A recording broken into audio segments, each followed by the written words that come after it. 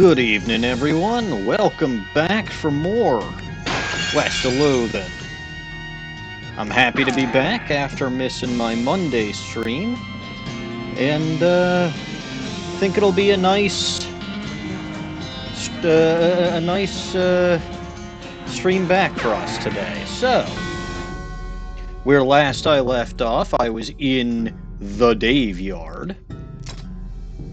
And I was going to be grinding up some not some XP, grinding up for some gold teeth, but since I did happen to get a whole heck of a lot of XP, I will be adding that to my grinding XP calculator.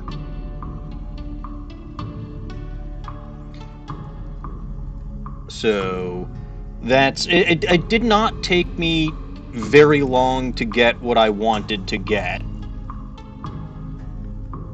because I just needed to get a certain amount of gold teeth, and I managed to get said gold teeth and then some in about half an hour. So, easy enough. Let us edit that, so it should be 24,532 total grinded XP, because I had 3 at the end of last stream. Alright, that clerical detail out of the way. I don't know what I would want to spend. Well, this would increase my spleen capacity.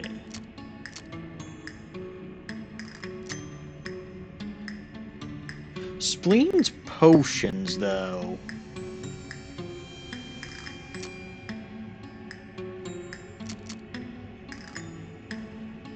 I'll keep saving up my XP. I think I've got enough of what I need to have. So, alright. I'm not going to immediately go back to the DLC stuff, because I want to go to the Fort of Darkness. Hold on. You see what you take to be an oasis in the boiling heat of the region and spur Yandarai-chan towards it. As you near it, you discover that you've been fooled. It wasn't an oasis at all, but an evil, towering black stone cow monolith. To be fair, yeah, anyone could make that mistake. I could try to bathe in it anyway, but that's giving up. I don't want to give up. I'm just gonna attack it. Now, one thing I didn't actually mention last time.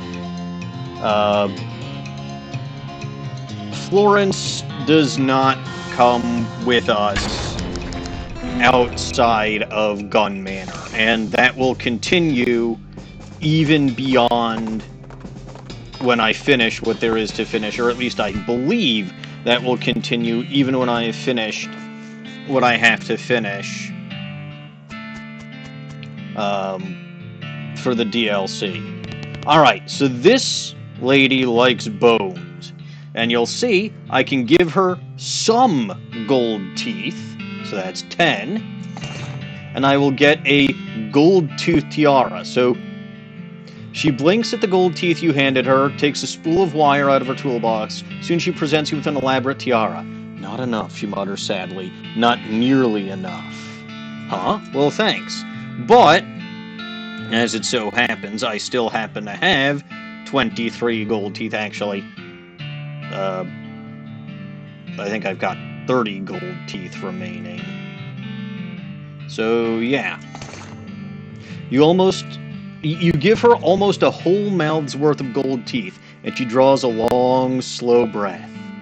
So many, she whispers, and she seems to see you for the first time. She looks you up and down and takes a piece of string out of her pocket, uses it to measure your head. She picks some more bones out of those scattered on the floor. Ribs, finger bones, fragments of skull, more teeth, and carefully sorts them on her workbench. Can't really see what happens after that, because you'd actually like to look over her shoulder, and it seems like a bad idea. Because you'd actually have to look over her shoulder, it seems like a bad idea to disturb her. After a time, she turns back around, holding a beautiful, ornate crown of bone, ivory, and gold. Thank you, she whispers as she hands it to you. Gold tooth crown. Wow. So you'll note that's not actually listed here as a thing until you actually have 23 gold teeth. Now, you can go grind those gold teeth at the Daveyard. Like I said, I had about 6. I ended up with a total of, I want to say, 40 within half an hour. So it doesn't take that long if you've got a fairly good setup. The gold tooth tiara is only +7 moxie, so that's only going to be good if you're a snake oiler. The gold tooth crown, so that's a tiara made of solid gold teeth. This crown made of bones and gold teeth is fit for a king, a creepy, dangerous king. So that gives you +7 moxie and +7 mysticality, which is not bad. I believe my turnip crown does that. So let me go hats.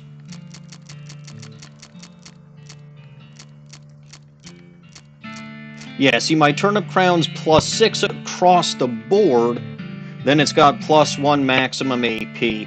The snakeskin hatband did get it to +6 as opposed to, +3 across the board. But the turnip crown is technically 1 less mysticality and 1 less moxie. But I can live with that for the +6. Oh my goodness, it's a goblin. Hello, little goblin. I was just acquiring a crown of solid gold teeth, because why the heck not? Your mic doesn't seem to be working.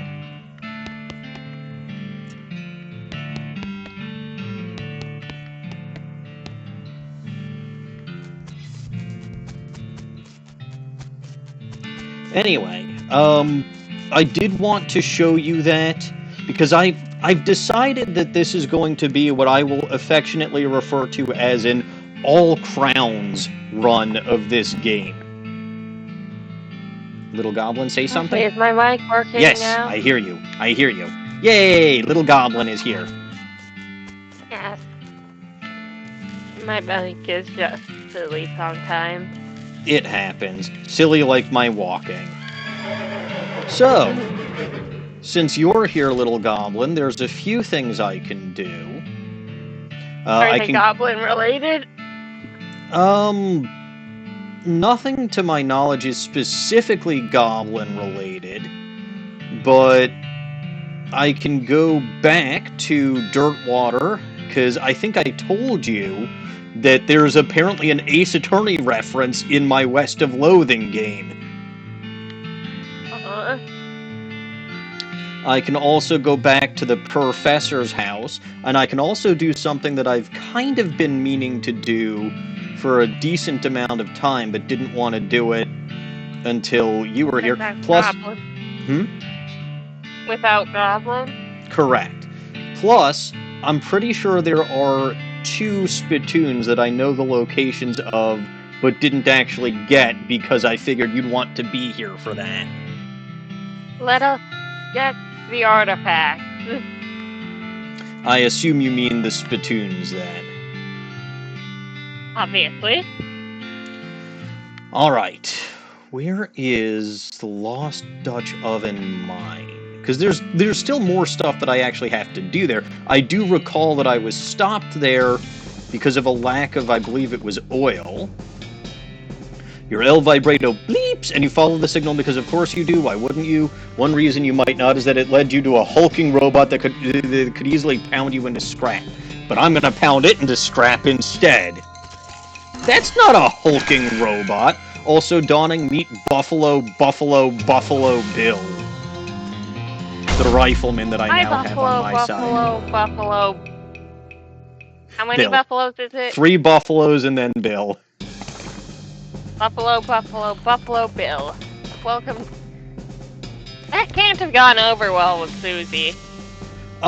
She doesn't care because he hates the cows and the Necromancer's basically as much as she does. Yeah, but the initial pitch of that can't have gone over well. It kind of just well, okay, I knew what was going to happen, but it kind of did just happen. Anyway, there is a spittoon. There's an artifact in that spittoon. Well, we'll see. I don't know what kind of tobacco these miners are chewing, but it must be extra corrosive because this brass spittoon has a hole eaten through the bottom and dark stains underneath it where the spit leaked out. Although oddly, it doesn't seem to be leaking now, and it's half full. I guess the miners plugged the hole with something. Infected. It's a spittoon. It's disgusting. You can practically see the stink lines coming off of it. Come on, let's not do this. Infect the spittoon. Oh, jeez. Fine. Okay. You crouch down and take a careful look at the filthy spittoon. The inside is blackened with years' worth of stains. The death broth inside has a rainbow sheen like parking lot oil spill, and occasionally a little bubble pops on the surface. You can actually feel a slight warmth radiating off of it from whatever dire chemical reaction is taking place in there. You realize you're holding your breath. Not deliberately, but from the human body's natural instinct for self-preservation. I don't care about the human body's natural instinct for self-preservation. Inhale. Imagine someone made a big pot of chili con carne and left it under a porch. 3 rats crawl into the pot, eat half the chili, and then die.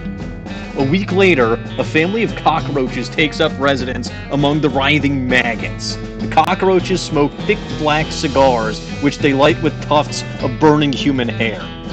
This is what that smells like. Okay. Fortunately for you... Hello, Normans. You are, in fact, inevitable, and so is searching this spittoon. Fortunately for you, the rainbow-colored film on the surface of the liquid coats your hand as you plunge it into the toxic stew, keeping it from being immediately dissolved down to the bones. The smell intensifies, and your stomach prepares to hose the poisons off of your arm with a high-pitched stream of vomit. Keep searching. Your fingers touch something at the bottom of the spittoon. Better pull it out fast while you still have something to pull with. Pull. You pull the world's most disgusting pair of pants out of the spittoon and jump back as the hole in the spittoon's bottom. IRL word ban. I saw. Now unplugged begins to leak steaming filth. Congratulations, you are now the proud owner of the worst object I've ever been paid to think about, narrowly defeating a leather bondage harness made from the skin of a clown. You got an item, spit-soaked pants. That was worth it. Well, let's see. Hooray! Oops. So that is +2 armor, +2 speed. What pants do I have equipped now? Oh, right, I've got my frickin' 8-leg pants. Dawning, don't ask why I have 8-leg pants. You're not a spider, are you? I made them from spider parts. Anyway, I do have to increase a certain count now. And I think I will refrain from doing the other one until such time as we can say that word again. Because it's not quite as funny if we can't say that word while we're doing it. Alright. This elevator has a lot of stuff wrong with it. Hit the problems! Percussive maintenance. You hit the elevator in all the right places. Ride it down. There we go.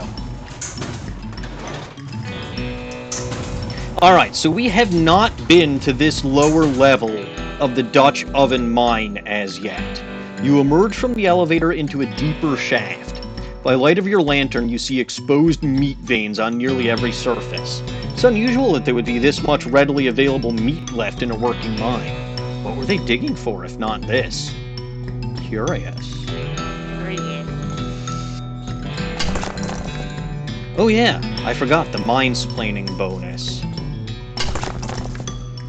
Did you know that I am a mine-splainer? I don't know what a mine-splainer is, and I'm a little bit scared to ask.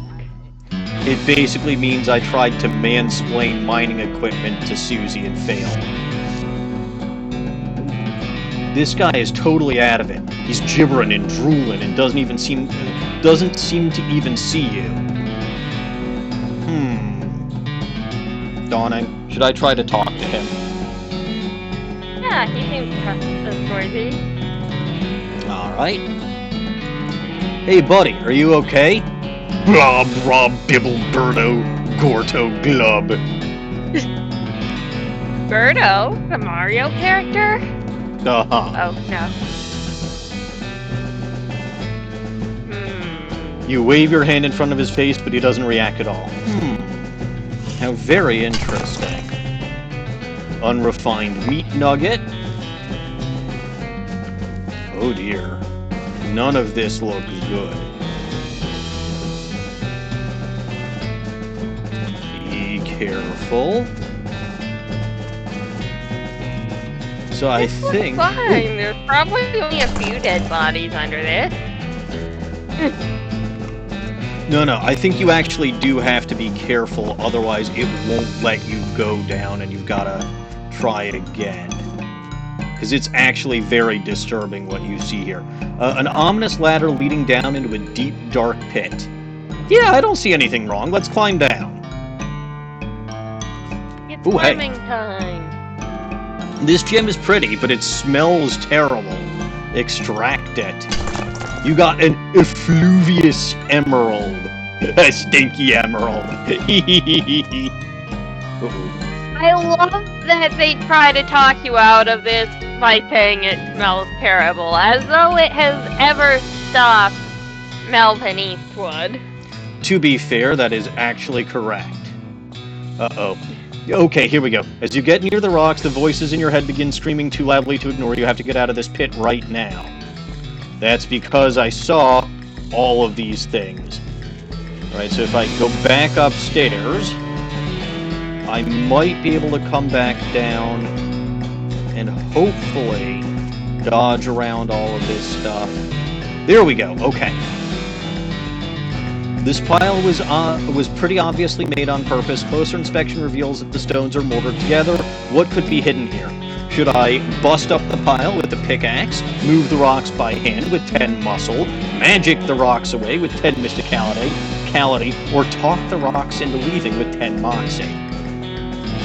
Well, I don't see any issue with these rocks. We should just have a nice chat with them. Alright, I will talk the rocks into leaving then. You are one smooth talker. Well, that's because I got that silver tongue. Yes, I am. Oh. Hi. Trapezoidal piece missing from this weird crowbar thing. That's fun. I think I need an El Vibrato keystone for that. So I guess I came all the way down here for, well, I won't say for nothing. But, we got pants. We got pants. We did. Disgusting pants.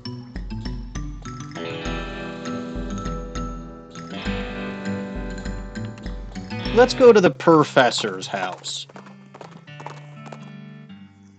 Is he a cat? Is he a cat? No, that's P-E-R, not P-U-R-R. Some distance off the trail, you see a water tower that appears to have sprung a small leak. Plug it up. You fire a single bullet into the hole, plugging it and rendering the water supply safe, if slightly leaded. What could a little lead in the water do?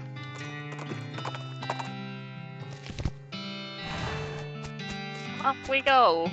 Yep. The professor's house. Because the professor has a El Vibrato keystone fabricator. Ooh, I've got plenty of scrap. That's good news. But I do also want to talk to the professor, because there's something I'm curious about.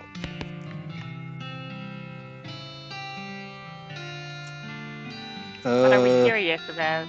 Yeah. So, he's got this little diagram here, right? A map annotated with circles and lines. If we take a look at our... What is it? I think it's our quest items.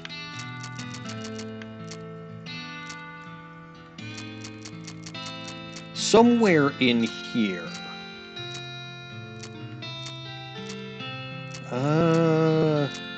The Necromancer journal. So I need to find someone who knows, right? You found that note about ley lines, but you don't know what they are. You'll need to find someone to help you. Someone smart or someone who knows a lot about magic. So I seem to have solved just about every clue about the Necromancer's whereabouts, except for that ley lines comment. And it seems like my buddy, the professor here, knows about ley lines. I know a little bit about ley lines. Yes. Good to see you again. Have you had a chance to take a keystone to the Lost Dutch Oven mine and look for that unusual pile of rocks? You can always make a keystone with 5 more El Vibrato scrapped in that machine over there. I have indeed. Oh, did you find anything interesting beyond all the weird ancient technology? Well, what I meant, did you bring anything back that I might evaluate? I bet there's something useful there. Yeah, but I didn't actually have a keystone, so let's just ask you about the ley lines. Oh, I don't hold much with that mystical mumbo-jumbo. It's very unscientific. But it does come up in my research from time to time, so I can give you a basic overview. He draws some curved intersecting lines on a piece of paper and explains how they relate to local geography and so-called mystical forces. It's pretty interesting stuff and makes sense considering what you already know about magic. 50 XP and a ley line diagram. Very nice. Well, that is incredibly helpful, yes. So this ley line diagram, this is an illustration of the basic principles of ley geography. It's simple enough to be understood by a layman. Well, that makes sense. I'm going to hold off on using that for now. Actually, one other thing that I want to check. Oh? 1, 2, 3, yeah, I've still only got 4 Next books. I want to find a 5th, but I don't remember where they are off the top of my head.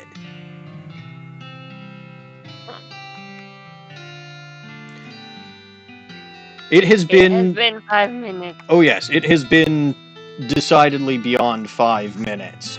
So, should we go to the next spittoon, or should we return to the Lost Dutch Oven mine and finish our business there? Let us attend the spittoon first. Alright. So this one is at Fort Memoriam, and I'm pretty sure you're going to love this. So you weren't here for this particular stream. Oh, actually, your travels are interrupted by a fairly disturbing sight. A skeleton covered with weird glowing mushrooms, which is shambling toward you and making angry hissing sounds and weird gestures. Hiss gesture. Wow, gross. Wrecked his spellcasting, he needs help. No. You're getting these gestures all wrong. You're not accounting for your arms being lighter than normal, so the momentum is all out of kilter. Hiss. Oh, I'm decidedly not real, Snowy. I'll demonstrate without actually casting the spell. Watch closely. You wave your arms in a complicated pattern, which the skeleton observes, then duplicates. The spell causes all the mushrooms to explode, blowing him apart. I got an item, mushroom-covered bone. Well, I thought all the mushrooms exploded. But okay. Most of them did. That mushroom-covered bone probably is a mysticality-increasing item. One would imagine, considering you obtained it by lying to a skeleton with spellcasting. Yeah, it's +7 mysticality. On the other hand, my current weapon is some kind of pot. Right? It's a sauce pot of some kind. Yeah, so that's plus That 8 looks more mysticality like and it. plus 13 spell damage, so it's better than that mushroom-covered boat. So Fort Memoriam Dawning is full of nerds and gamers. Right, so they're basically playing tabletop combat games similar to like a D&D session or something like that. Yeah. And when I was last here, I whooped their butts and won all of the games, but I never actually went into the barracks or the mess hall. And there's a reason for that. Because if we go in there, I gotta search. Wait, I was wrong. There's nothing important in here, is there? Oh wait, this shelf is full of rule books of the weird game the nerds are playing, 25 mysticality. Oh hey, I actually got what I was looking... So I was saying I needed a 5th Necromancer book. Well, here we go. Anyway, you pore over the rules until you understand them perfectly enough to realize that they're an entirely different game than these guys are actually playing. Oh well, at least you learned something useful, 53 XP. As you're about to walk away from the shelf, you notice a book that definitely doesn't belong there. Got an item. Horrifying Concepts of Necromancer. Oh. That was the whole reason that I came here, right? No, there's a spittoon over there. Pile of trash smells very, very bad. You power through the stench and find a few non-garbage items in the pile. Kurt's Fitz pants, which I already had. Oops. Let's go back into the mess hall. I don't know what... Stove is sad and neglected. Oh yes, there is in fact a spittoon. So I think you're gonna like this one, if memory serves. Alright. The liquid in this spittoon is bright yellow. I feel that's all that needs to be said about it. Look closer. I'll never understand you.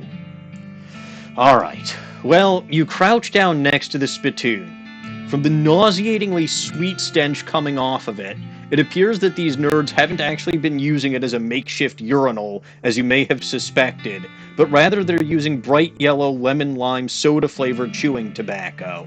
Unless...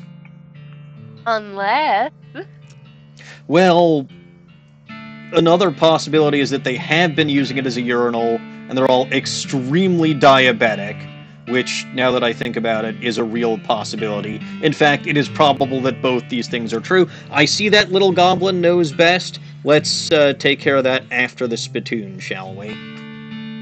That was my intention, yes. Okie doke.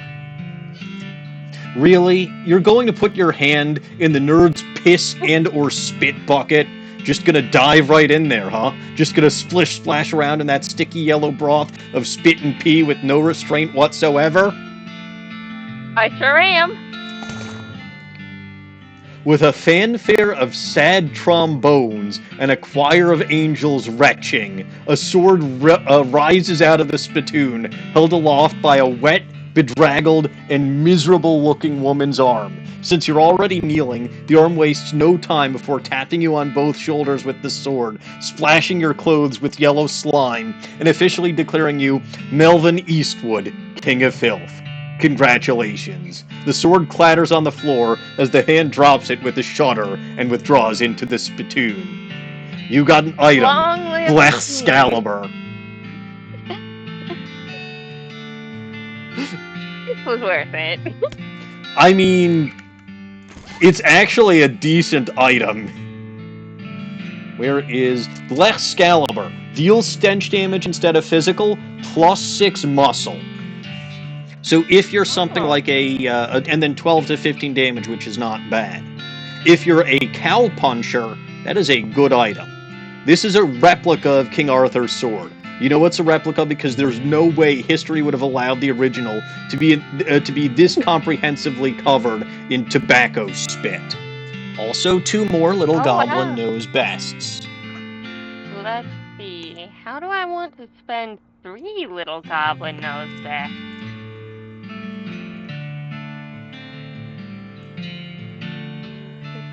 They are cheap this month. That was supposed to be a thing just for last month, but because you weren't here, Actually, very few little goblins were here at all last month. I extended that to this month because I'm such a nice guy. Shall we curse me Killswell Sundere for Melly? And do so while upside down. Ah, I'll see what I can do, lassie. Let me at least have a little tea first. Aye, that hit the spot. Alright, let me figure out how to put that thingy upside down, because I always forget how to do it, since it's always so infrequently that it happens. Millie would never forget how to do something like that, because it's quite simple, and something that he should be able to do with a snap. Millie is by far the most wonderful human being there is, and he would be someone who would understand, who would be able to understand what this daft lady is saying about with the upside down text and not being sure what's going on. Oh, wait a minute. I think I'm supposed to use my binoculars up here. I hope to spy on Millie. But alas, it didn't look like I could find anything. You scanned the horizon, but didn't see anything you didn't already know about. That is a shame, because I mean, I do suppose that I already knew about how great Millie was, but alas, I was hoping to get a better glimpse of him and figure that out again, because there's nothing better than Millie, nor than praising him, nor than acknowledging my feelings for him. Alas, I cannot do so nearly as much as I would love to, but I suppose I could head over to the Lost Dutch Oven Man, because Millie's there. He might be. After all, it's got a very pleasant stench just like he does. You find an abandoned crate with Fort Alded penciled on the side. Maybe the dump Millie in the piss collar bucket.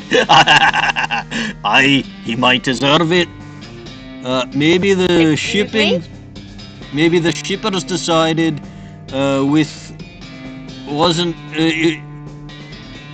maybe the shippers decided wasn't worth the effort considering.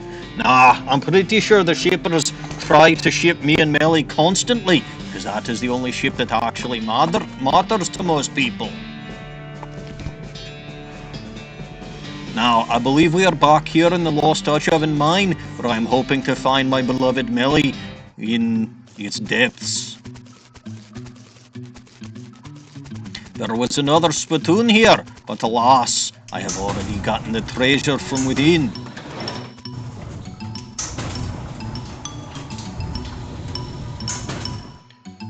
There was another thing to find besides, hopefully, Melly.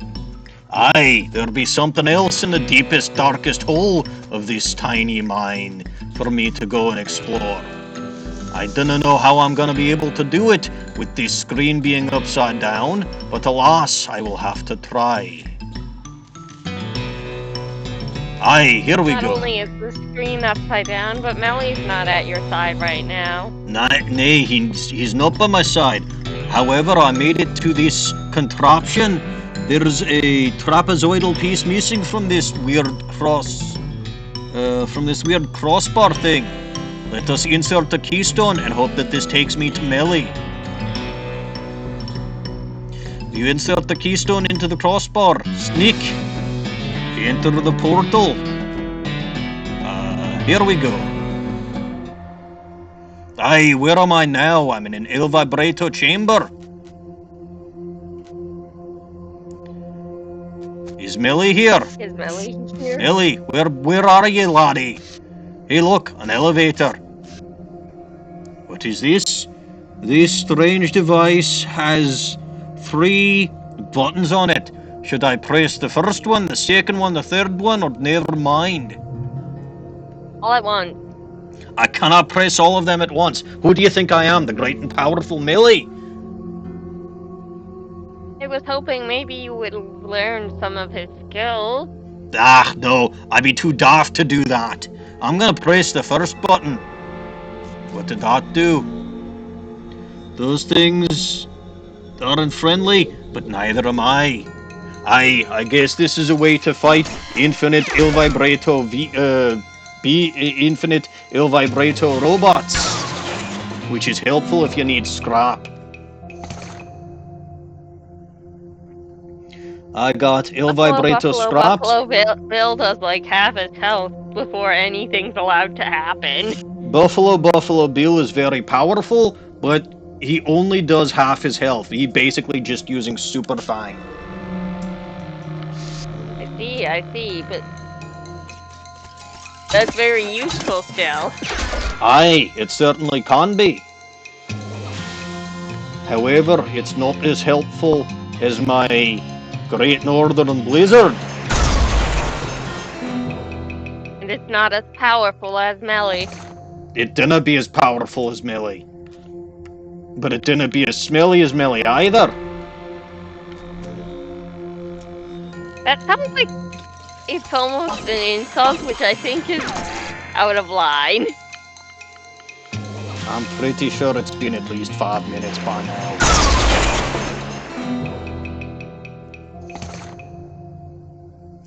Aye, that's the ticket. 110 XP, 3 El Vibrato scraps, 2 El Vibrato punch cards, an El Vibrato punch card complicated, and an El Vibrato keystone.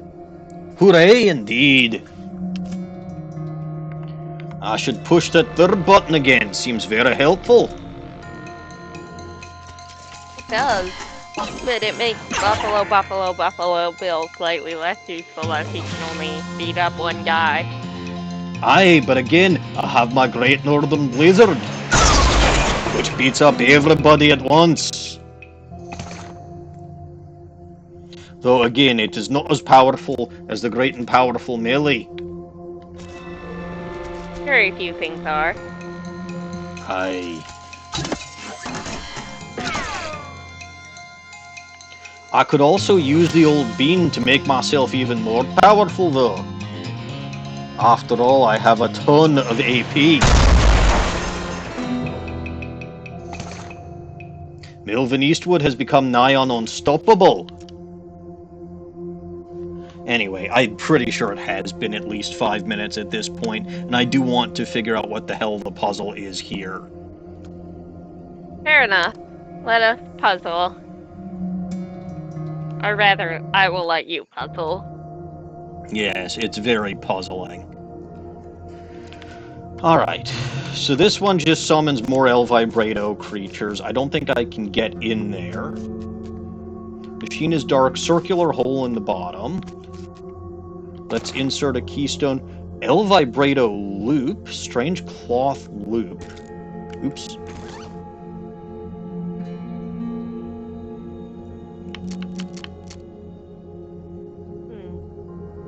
What is... Okay, it's a large loop of that weird El Vibrato material. It's slightly bigger around than your head. Try it on. Oh, it's a hat. Is it? It might be. As you place the ring on your head, two things happen.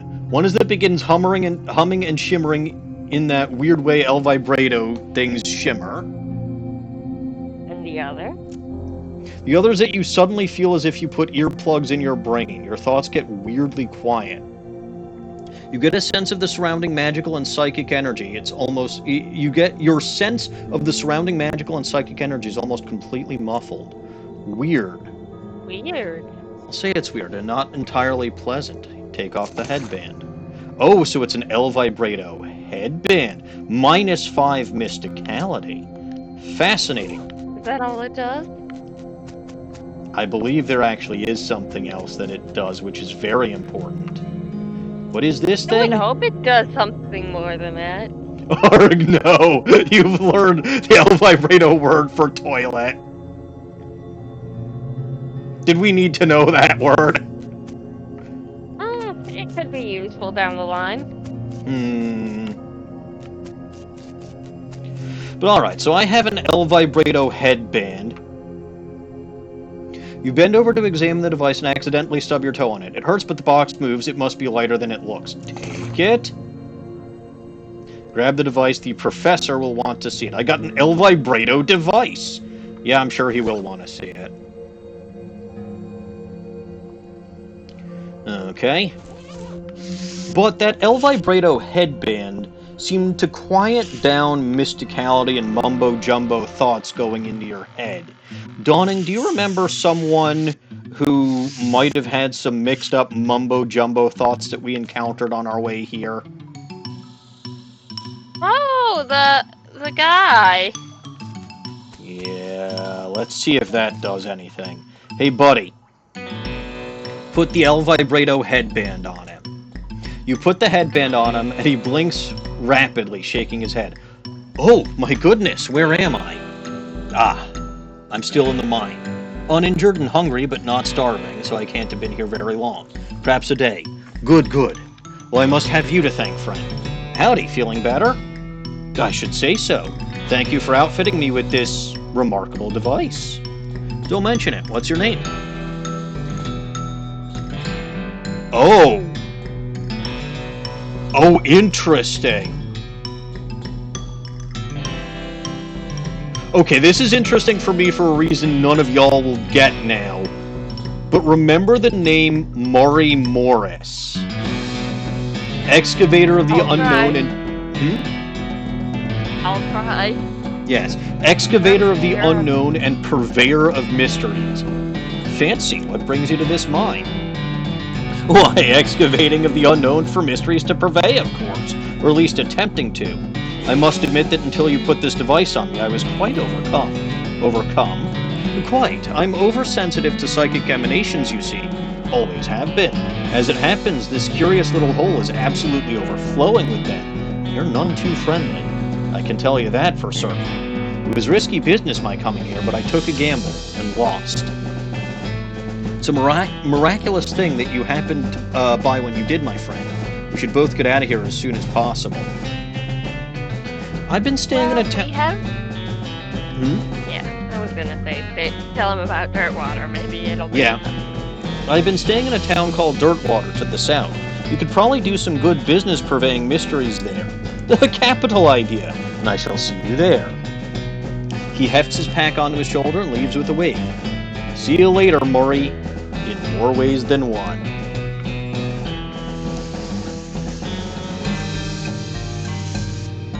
I did not realize that. Okay, I have learned something new today. Well, we have a delivery for one professor. We do. At least I assume it's only one professor.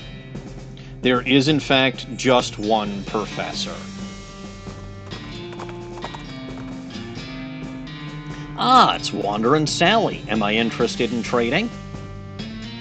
Maybe. I don't know. Is there anything that seems interesting to trade for?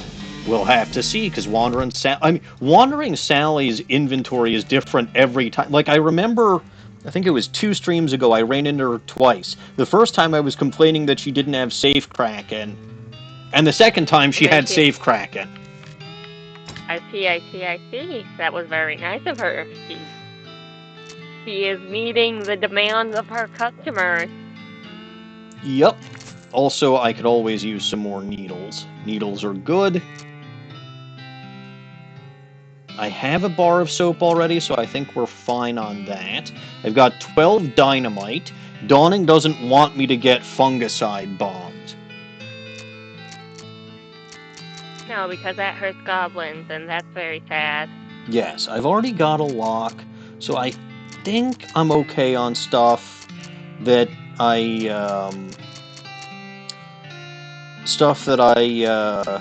wanted to buy. But let's see. I've got some items here that I think I'm supposed to be able to just sell. Well, I've got an extra pair of hammers, but some of this stuff that I made last time was just horrible. I love Tony's shiny boots. They are fantastic. I could sell some of my duplicates, right? I've got 2 varmint skin and knives, but wait, why is a varmint skin and knife worth more than Blech's Excalibur? That doesn't seem right. Because Black Caliber is a replica and the varmint and then that's a real thing. I suppose. Purple brain pin. Oh, right. I forgot about that purple brain pin. I forgot about a lot of the items that I have. Oh, yeah, the Old Schmaltz Brewery beer. That's good stuff, that beer. I just haven't had a chance to use it yet. And I haven't looked at the Breadwood cheat sheet. Handy reference guide to some of the most fashionable profanity mankind has to offer. I got it from that goblin. Is it how we help the goblin? No, I got it from the goblin who was using it to swear, but like it was all bad Breadwood stuff. Oh, that poor goblin. I taught him better. I'm so glad he knows real swear words. I swear there were items that I was supposed to have that were basically just to sell. But I don't want to sell anything. I don't know why I need my silencer. Oh yes, unrefined meat nuggets. Yeah, I can sell those. Selling those is good. Yeah, that's what they're for, is it not? Basically so, yes. And like I said, I've still got 7 gold teeth left after I spent, what was it, 33 of them? So, I did good. Handful of old coins is just to sell. I take it that, you got these gold teeth from the graveyard. Yes, that is what I was doing last time. Or since last time. Alright, I don't need meat, so I was basically just here to get rid of a few. I mean, I've got an expanded inventory, so I don't really care. The inventory in this game, it's much better. Like, much better in the Switch version, or not the Switch version, in the computer version, where the inventory is sorted better. Here it's not really sorted like at all. Anyway, someone's left a bundle of dynamite on the ground. You approach it cautiously, verifying that it's neither wired to a detonator nor connected to an actively sparking fuse. What an odd and dangerous thing for someone to leave lying around. Well, it's ours now. Yep. 4 dynamite. Continue on. And I still have that coupon for a free year's supply of dynamite that I got from Barnaby Bob, who was very generous. That was very generous of him. Yes, I have indeed. Oh, did you find anything interesting? Show him the strange device. Hey, Professor, I found a... thing? Great, let's see. Aha! A marvelous find. This device makes batteries, or will once I've fixed it. Batteries? Yup, the Elvibratoans powered their portable equipment with little electric marbles, like the one I put into your transponder. I'm sure I don't have to tell you, a regular source of those will be incredibly useful. Awesome. Hey, I can fabricate batteries. It could be useful. Did you need more? You need to power some Elvibrato devices. Yeah, which I probably will at some point. Anyway, shall I mosey on back to Dirtwater and see if my friend Murray Morris has set up a shop? And from there, mosey back to Gun Manor? I don't oppose this line of action. Alright, then on to Dirtwater.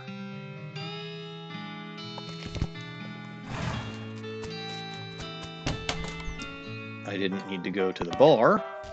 Oh, actually, while I'm at the bar, he says, immediately walking out the door, there is my friend Ellsbury here. Not here. I don't need more poker. I am filthy, stinking rich. Ellsbury.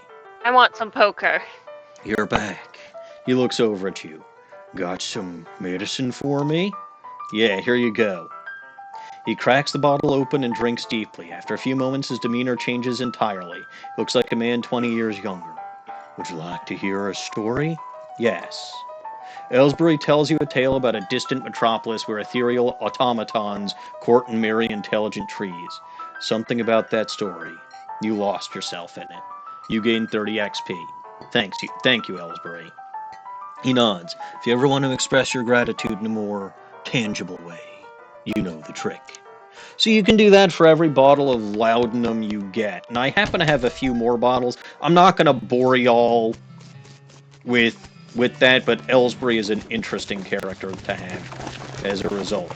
But so we've got Hot Dog, we've got Liquid Bread Brewing Co., we've got Grady's Fine Leather Goods, we've got Tony's Boots, and now we have Murray's Curiosity and Bean. Isn't that curious?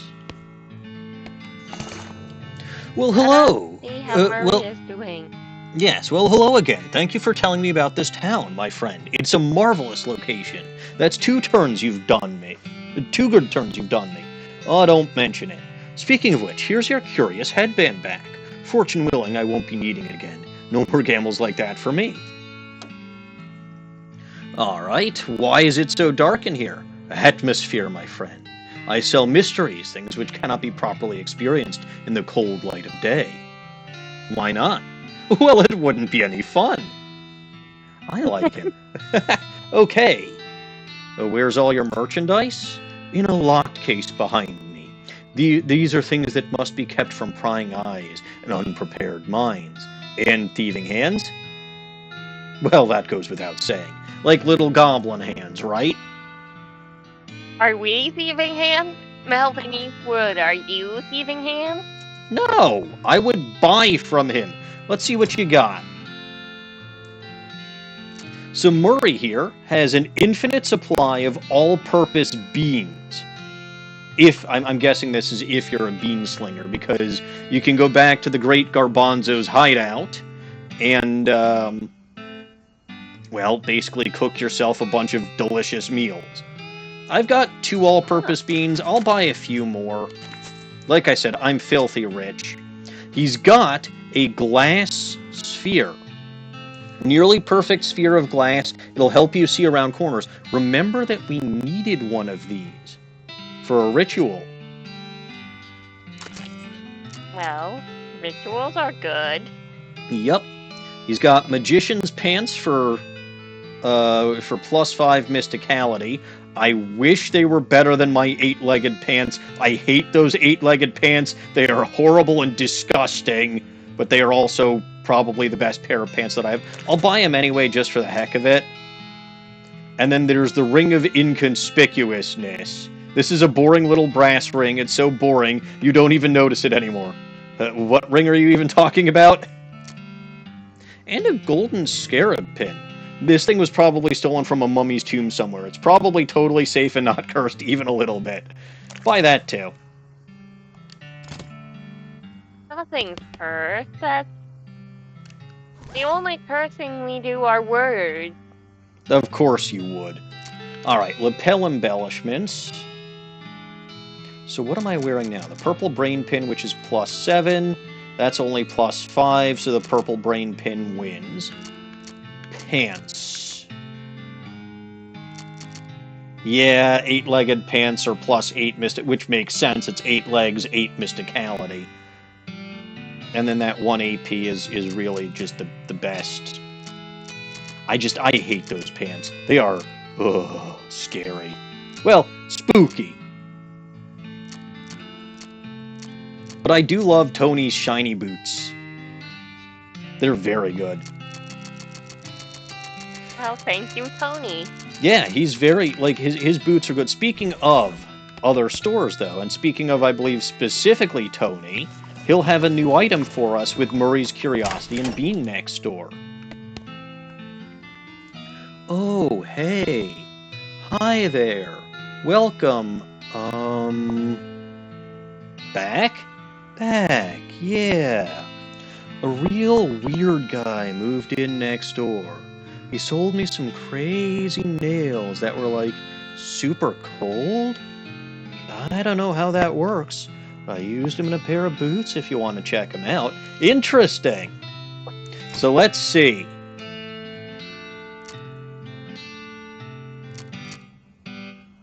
Tony's enchanted boots are what he's got for Murray being next door. That's plus 2 max AP and plus 4 speed. Don't forget the boot polish, which can add plus 3 speed. So these could effectively be plus 7 speed, plus 2 AP, which is really good. But his shiny boots... Very nice, yes. Yeah. His shiny boots are really, really good. Because, and again, base is plus 2 XP, plus 11 spell damage, and then I put the boot polish on them for plus 3 speed. I don't think I'm going much slower than anybody else at this point. But this is another way that you can customize Dirtwater even more. Right? Because, again, you know, the shops that you'll find, right? Hot Dog, Liquid Bread, Brewing Co., Grady's Fine Leather Goods, Tony's Boots, and Murray's Curiosity and being in number 6, which we haven't found yet, right? Each of them gets a special custom item based on the shop to their immediate right. So, you know, obviously number 6 isn't going to have the custom item, which is a bit of a shame, but, you know, again, you can customize it so that you get, you know, you get these shops here in whatever order you want. You know, obviously I got to them in whatever the fuck order I happen to encounter the people here. So I wasn't doing anything in particular on purpose. But that's just how it's going to be. So, you know, even if you do have the same 6 stores, you can continue to customize it beyond that. But all right. Are there only 6 stores, or there are only there more than 6? No? There are only 6 stores. There are also only, I believe, it's 4 or 5 slots in the band, and there are only 4 or 5. Like there's an exact number of stores that you can make, and an exact number. Okay, yeah, it's 5 members of the band. You can see we've got 3 of them here already. Now? And I know where one of the 2 is. I know who I know who both of them are. I know where one of them is. I don't remember how to get the last one.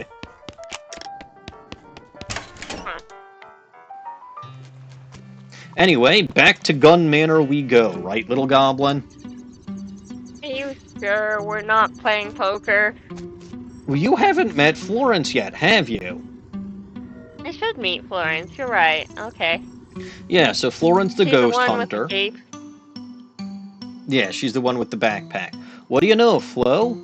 She raises an eyebrow at you and glances at her weird instruments. According to my weird instruments, there are 2 ghosts left on the premises. More precisely, none left on the first floor, 1 left on the second, and 1 on the third. So the one on the second is the lawyer. The one on the third, I'm not 100% sure about. But it might be Mrs. Gunn herself, or it might be something that's haunting the bowling room. Anyways, is the ghost hunting business, like, lucrative? Do you get a lot of business? Yeah, I do okay. There's plenty of sudden and violent ways to die in the territories, so hauntings ain't exactly rare. Never gotten a call for so many at once, though. Why is that? Ghosts are pretty territorial. Almost nobody has a house big enough for more than one. I see. But you have to see Florence in battle.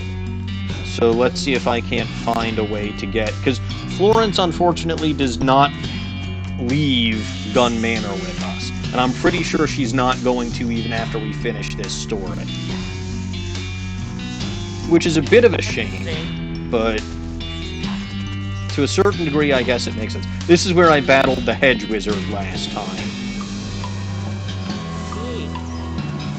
That does seem like a place a Hedge Wizard would be. I thought this was a way to get unlimited hedge enemies. I might be wrong. Or maybe I could only do that before I got the boon of the hedge.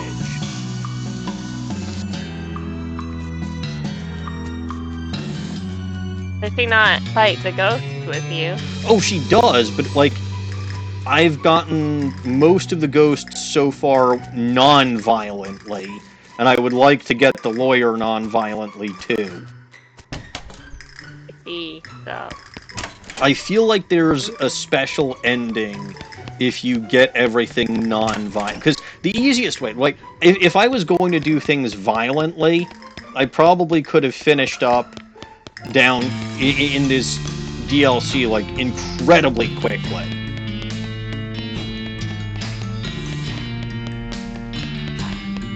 But alright. Let's battle some spiders, even though I know Florence is not... Oh, she doesn't actually fight those with you because she's terrified. I get it. I get it, Florence. I didn't know. Like, I thought she did, but I may not be able to show you her fighting then. Oh, wait, yes I can. I absolutely can. There is one place that I know that I can show you Florence in battle. It's in the haunted bowling room. Are we fighting haunted bowling balls? Basically, Bowling kind pins? of. We're fighting an enemy called the Boltergeist. It's in Mr. Gunn's room. And it's the one all the way at the end. I'm pretty sure there's some kind of ghost here, because... Right, this is not supposed to happen. So let's fight, and Florence is here. So you'll see she's got Science Pistol, which shoots her target for 3 damage. Enlightenment Field, which increases the entire party's mysticality by 13. Science Blast, which shoots all of the enemies for 10. So in this case, there is only one, but if there was multiple enemies, it would be all of them for 10. Or Medicinal Gas, which has healed the entire party by 15 HP. So she's very helpful, and I really do wish she was allowed to continue to remain a partner even after... Again, I'm assuming she's not, because it doesn't really make sense. But we'll see. Maybe she will be, maybe she won't be.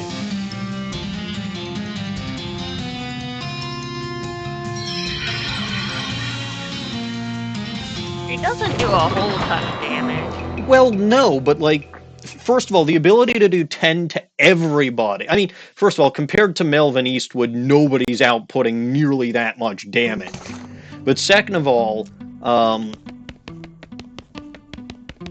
the ability to heal your entire party by 15 HP is pretty good. Yeah. Alright, I can't figure out, like, I would have thought that, like, this might be some other kind of boo, because there have been lots of boos hanging around here. But I can't... Obviously, I think this is overall supposed to be a reference to Luigi's Mansion or something. But... I don't know if I have to fight a certain... I haven't seen any Luigi's. I haven't even seen any Italians. Well, I mean, you haven't even seen any ghosts yet, have you? I mean, no, but... Are there even any Italians?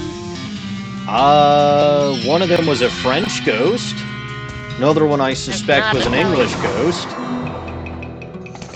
None of this sounds Italian. No, but... Are any of them plumbers? No. You had a poacher, though. This is very un-Luigi-like of them. I mean, again, I think the overall concept was supposed to be a reference to Luigi's Mansion, the games. Alright, so Dawning, if you were a lawyer and you were on the 2nd floor of this building, would you be in the guest rooms, the restroom, you wouldn't be in the elevator because we were just there, the gallery, or the library? If I were a lawyer and I were in this mansion, I think I would be in the library. Well, there was already a ghost and they're a ghost librarian, so you're wrong, but good guess, good guess. I would be. I didn't say that lawyer was. I said that's where I would be if I were a lawyer in this mansion on this floor. Fair enough. The lawyer here is actually in the gallery. Very well. So let's see... Is that a phoenix right? Is what a phoenix right? Art appreciating ghost? Phoenix went to art school and he's a lawyer. Her name is Felicity Wainwright. So Felicity is kind of similar to Phoenix, and obviously the name ends in right. So it's... And she shouted objection quite a bit.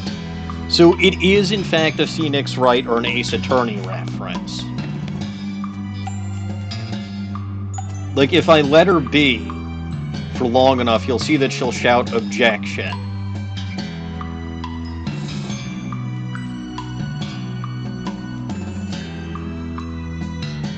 See? She's still thinking about her last case. Yes. So the general premise here, We need to get her a new case. Well, the general premise here is she's a ghost because she feels bad about getting her her previous client. What was his name? Matthew, quote, Guilty Macready. Guilty was his nickname. Found guilty. And So she should make up for this by doing more cases. Well, she's dead, so she really can't. That's fine. It's fine, it's fine. They let ghosts in court. Oh yeah? Since when has Von Karma been in court after he died? No, we just need a spirit channeler for her. Uh-huh. I don't think those exist yet. They've existed for a long time. But the general premise, just to catch you up, is this Macready guy was in a duel with a guy named Tim something or another, and shot him, and obviously won. And I haven't quite figured out why, but like allegedly he was convicted for that. And Macready chose, instead of doing trial by jury or a bench trial, to do trial by combat. Because that was legal in these days where, the lawyers had to go into a duel, and Felicity lost the duel. Is that how she died? That is how she died, yes. But alright, the ghost fixes you with the steely glare, preparing to argue with you some more. Let's go! Alright, so let me just do a quick review. A duel is legal provided it's between exactly two people at a specific prearranged time and place, using the same or at least essentially similar weapons. They have to either face each other down and quick draw at the appointed moment, or do the 10 paces turn and fire routine. Is that correct? That's the gist of it, yes. So I guess let's start with you telling me the facts of the case, and I'll interrupt you rudely if I have any questions. Alright, but if you push me on trivial nonsense, I'll get mad and you'll have to start over. That seems fair, go ahead. At least she's honest. Yes. So Macready and Timsbury got into an argument in a saloon on the evening of June 17th. Apparently Timsbury accused Macready of cheating at poker. Now, I questioned this last time, right? And I said, well, okay, if Macready had a habit of cheating, he might have cheated both at poker and at the duel. And she said, all right, how the fuck are you going to prove that however many years later, right? 15 years later. I'm like, well, okay. So she kicked me out of the room. Sure. You want me to do that again or now? We're good. So go on. The bartender yelled at them to take it outside, but since it was dark, they agreed to meet for a duel the following day. And that day was the 18th, you said? Yes, June 18th, 1878. I have a question. Why didn't they just not fight? Did they set a specific time? So what question should I ask? Did they set a specific time? All right. Yes, high noon. Figures. Why is it always high noon? Tradition, I suppose, and since the sun is at its highest in the sky, everything's brightly lit and there aren't many shadows, so that's good for gunfighting. Makes sense. Plus, you can have your duel on your lunch break. Should I ask something else, or what happened next? I think Can we scroll back to the top? I think we've already proven it legal. Or, no, they have to have similar weapons. Well, yeah, right. That's something that I can't prove yet because she hasn't mentioned the weapons. Told them. But we're on track to proving it legal. So would you like me to say what happened next? We probably should, because none of the questions we had were weapon related. Alright, what happened next? Well, the next day they both showed up shortly before noon. and squared off about 30 feet from each other. When noon struck, Macready fired fast enough that Timsbury didn't get his shot off, on account of having his head shot off. That's pretty much the long and the short of it.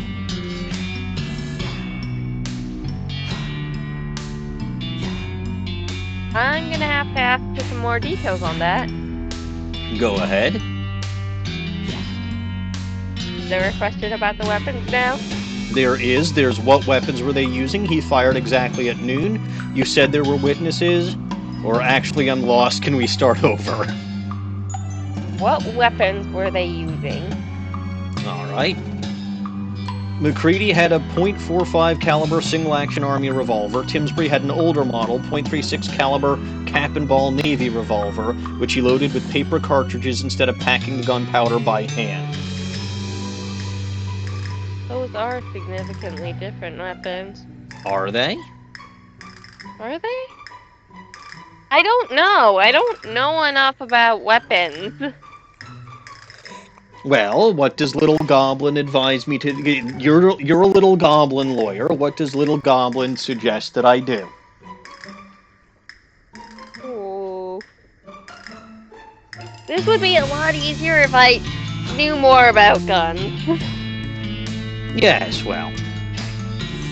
Let's try significantly different weapons? Alright. Objection! Those are significantly different weapons. Are you kidding me? They're both pistols. A modern cartridge revolver versus an antique cap and ball loader? Ridiculous. That antique was in production until 1873 and was considered one of the most reliable and popular six-shooters in the territories. Furthermore, the restriction against differing weapons in a duel is about pistols versus rifles, or the proverbial knife in a gunfight. Or, as a more recent example, a nitwit trying to argue the law against a professional attorney. That's a bit hard. We're done here. Get out. She shoves you out of the gallery and slams the door. Okay, in my defense, I have never held a gun in my life. Neither have I. But, yeah, they were both pistols. Alright, let's get back to it. So, go on. We'll ask the question again about the time. Because I don't know if I've got to do literally everything, but yeah. So high noon, because you're right, that is important. In this case, I believe what's important is the time. He fired at a... Because remember, so this is not something you would necessarily know, Little Goblin.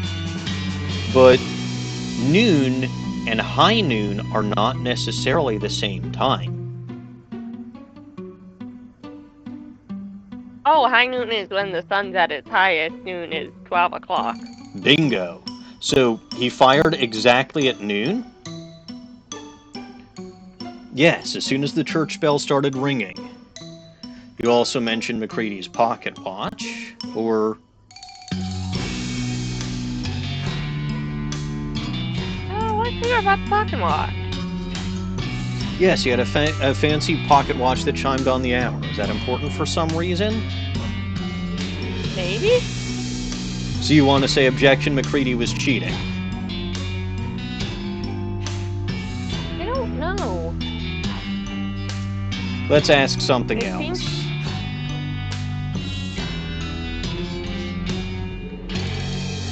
You said there were witnesses? About half a dozen of them watching from across the street or peeking through half-open shutters. Were they interviewed? Yes, and their stories lined up with what I just told you. Were any of them known associates of Macready? I'm not aware of any of them being actual friends with Macready, but he was a local and a lot of people knew him. She gave you a suspicious look. Wait a minute, just where are you going with... Where are we going with this? Well, only one way to find out. Objection! Oh, come on. Any one of those people could have interceded on Macready's behalf. What? And done what, exactly? Well, they could have shot Timsfield with a more accurate weapon, like a rifle, or Then there'd have been 2 gunshots instead of 1. Or are you suggesting that they shot him with a poisoned blowgun dart? Well... for poison? Get out! She shoves you out of the gallery and slams the door. Gosh darn it! I think it might be the pocket watch. It's not just the pocket watch, I think it's the church bells too. Yeah. But this is essentially, I mean, it's supposed to be sort of simulating cross-examination in an Ace Attorney game, I think. So Macready fired as soon as the church bells struck noon. Yes, that's what I just said. Have you a point to make, or are you just stalling for time to think? ... Objection! What the heck? Macready fired at the wrong time. What are you talking about? He fired at exactly noon, with the church bells. There are witnesses. That's right, he fired at clock noon, but the duel was set for high noon. ... Exclamation mark. They aren't the same thing. High noon is just when the sun is at its highest point in the sky. Depending on geography and the time of year, it can be hours different from clock noon. Macready fired early, and that makes the duel illegal. ... So what do you say to that, counselor? ... Felicity... Oh, by the way, do you know what Felicity's first rule of being a lawyer is, by the way? Is it always trust your client? Yes. She asked me what I thought the first rule of being an attorney was, and I said don't make fun of the judge's beard. But no, she says it's to always trust your client. But anyway, I've got to hand it to you, Prosecutor Eastwood. You're a lot better at this than I was giving you credit for. That's a good thought you had there. There's just one problem with it. Uh-oh. Should we ask what the problem is, Dawning? I don't think we have a choice.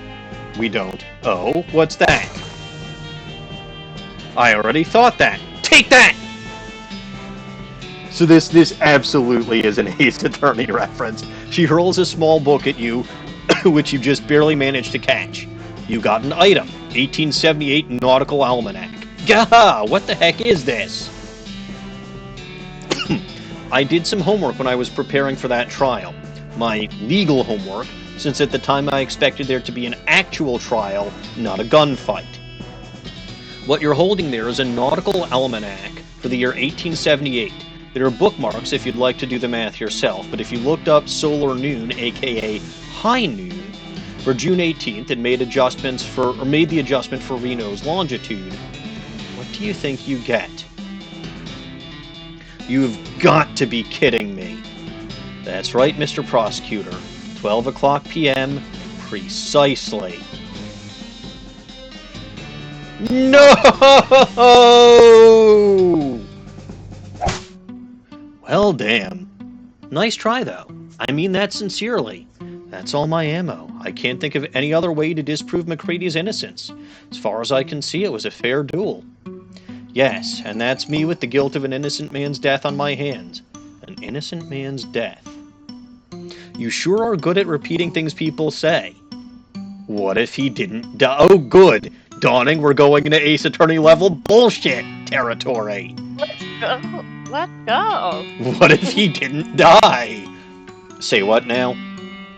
Well, you didn't... I'm very glad we're going into this level of bullshit. It's very important to me. Of course it would be. Well, what if he didn't die? Say what now? Well, you didn't actually see the execution, right? Yes, well, I was indisposed, you might say, being dead and all. So you don't actually know whether or not it happened. Oh, come on. Look, I appreciate the effort, but you're barking at the moon. Let me ask you something. Alright, Alright, go ahead. What can you tell me about Macready? Or was the trial... you know what? Let me ask both of these things. What can you tell me about Macready? He was a gunfighter through and through, and by that I mean he was an adrenaline addict, and dueling was his needle of choice. Hell, if you told me you had evidence that he cheated at poker with the specific intent of baiting people into challenging him to duels, I wouldn't be the least bit surprised. He was a sly one. Her expression softens and she sighs. I make him sound like a real devil. That's not fair. He was smart and charming, and could have been a good man if he'd chosen an entirely different life for himself. Anything else? Well, I recall he had a good head for numbers. He told me that he never forgot a date, and every man he'd ever killed. He'd remember to pour a beer on their grave on their birthday. So he had a head for dates, you say? Well, that's nice. A nicer birthday present would have been not having killed him in the first place, of course. Yup. I have another question. We have another question, and I have a feeling we have to research some dead people. I have a feeling we have to research some dates, actually. Why did he evoke trial by combat? Assuming he was innocent, why would Macready invoke trial by combat? His case was pretty straightforward. A duel only worsened his odds. I was mighty surprised, let me tell you. The only thing I can figure is it was his damned fool sense of gunfighter's pride or something. Like that was the only form of justice he was willing to submit himself to. I have another question. Was the trial right after the duel, the 19th? No. I don't know what Reno's like now, but it didn't have a proper courthouse then, and you can't try a murder charge in the sheriff's front parlor. Macready was sat in jail for a couple of weeks, and then they transported him to Frisco. What with one thing and another, the trial didn't start until July 25th. Geez, so much for the right to a speedy trial. The wheels grind slow. I have another question. Do we? Yes. When was the execution? Well, the trial was held... we held the trial by combat on the 26th, and that was a Friday. They don't execute prisoners on the weekend, so presumably it would have been the following Monday, the 29th, in the morning. What with setting up the gallows and letting the crowd gather, they usually happen in the afternoon, around 3 typically. Do I have another question? Melvin, why are there so many questions? Oh, I guess not. I need to do some more research. Alright, more research. What kind of research do you think I should do? Well, we can't go to Gerudo Castle.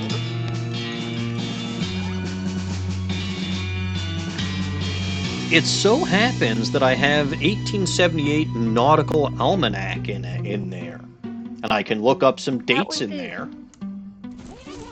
Let us see. So I want to look July. Pick a day. What was it? 27th? I think he said 29. Oh. Then let's try 29.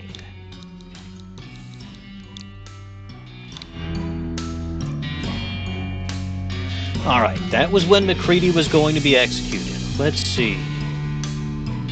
Wow, wait a minute. According to this, there was a total eclipse of the sun that day, centered right over the Western Territories, and with its totality at 2:47 p.m.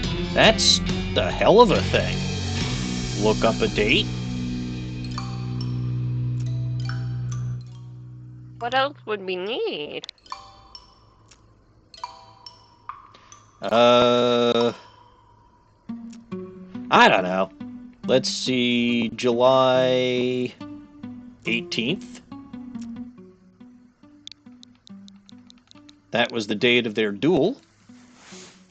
Yeah. She might have been lying.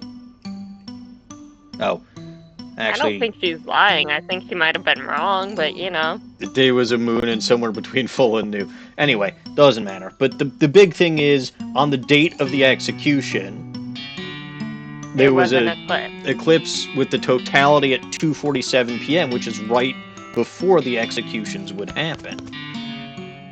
Hey, I got a question for you. Yeah? I looked up July 29th in your almanac. And get this, there was a total eclipse of the sun that day. What? Now you're just messing with me. No, look for yourself. Totality at 2:47 p.m. Right over the Western Territories. Well, that's quite a thing, but I don't see how that affects... Wait, unless you're suggesting... Right, it was the perfect opportunity for Macready to escape. That's absurd. Absurd like a fox. You said yourself that Macready was really good at remembering dates. He could have read about the eclipse at any time and stored that knowledge away for future use, like to give himself an advantage in a duel or something. Alright, that's as reasonable as far as it goes, but Macready couldn't have worked the eclipse into his escape plan because he didn't have any say over the court schedule. You said, what with one thing and another, the trial didn't start until July 25th. Macready could have caused any number of those delays himself, by faking illness in prison, or messing with the horses on the ride to Frisco, or anything. This could also explain the trial by combat. You mean there ended up being too much delay, so if a regular trial went on too long and he was found guilty, he'd have missed the eclipse. Exactly! Whereas if he called for trial by combat, everything would be resolved one way or another in only one more day. Maybe he'd win and that'd be fine, but if you lost, he could use his escape plan. I have to admit this is pretty compelling, but it's all maybes and what ifs. Yeah, maybe it happened, but maybe Macready was rescued by leprechauns. Are there leprechauns at Frisco? You need some kind of hard evidence before this is any more than just a fun story is what I mean. Well, let me ask you something else. How can I find evidence of Macready's escape? Well, we don't even know that an escape even happened. True. Something like that would have been in the news for certain. Okay, I'll see what I can find. I don't know where to find news, though. Maybe I can find news in the library? Maybe. But there's just a dictionary here. And stacks. No newspapers. Did Mr. Gunn read newspapers? Oh, hold on. I see. You find a few bundles of old newspapers at the bottom of one shelf, the Frisco News-Issuer. You start at the bottom of the stack and flip through them until you find the paper for the week of July 28th through August 3rd, 1878. The main feature has to do with the eclipse and various accidents and spectacles that occurred because most people weren't expecting it. The editor apologized for burying the announcement to the previous week's weather forecast. Most notably, all 3 men scheduled to be hanged on the 29th escaped in the confusion. Only 2 of them were recaptured. Unfortunately, their names aren't given. Keep looking. Keep looking, see if we find anything else. Yes. You don't find anything else relevant to the case. However, as you're putting the papers back in order on the shelf, a headline on the most recent issue catches your eye. Husband of famous inventor missing. The article is light on information, but apparently Mrs. Gunn's husband, Dan, vanished on the road while traveling to Dirtwater on business about 6 years ago. Law enforcement suspected bandits, but no evidence was found. That's kind of grim. Do you think that Felicity will accept that newspaper article as concrete evidence? She'll accept it as evidence that someone escaped, and then she'll probably want you to prove it was Macready specifically. Well, I can at least try, but you're probably not wrong. Also, by the way, did you notice the guy back here pretending to be a statue? Yeah, it's Paul. Yeah. So you did watch the stream from last time? No, it just showed up on the screen. Oh yeah, it would, right? It's 3 statues in Paul. It's 3 statues in Paul. Hey, I got a question for you. I found a newspaper article. The guy scheduled to be executed the day of the eclipse escaped, and one of them was never caught. Which one? Well, didn't say, did it? Nope, damn it. And executed criminals aren't given gravestones with their names on them, so you can't just go looking around Frisco Cemetery to find out. Listen, Melvin, I really appreciate what you're trying to do, but at this point you would have to actually find Macready himself to prove he wasn't executed due to my failure. Well, I guess that's what I'll do then!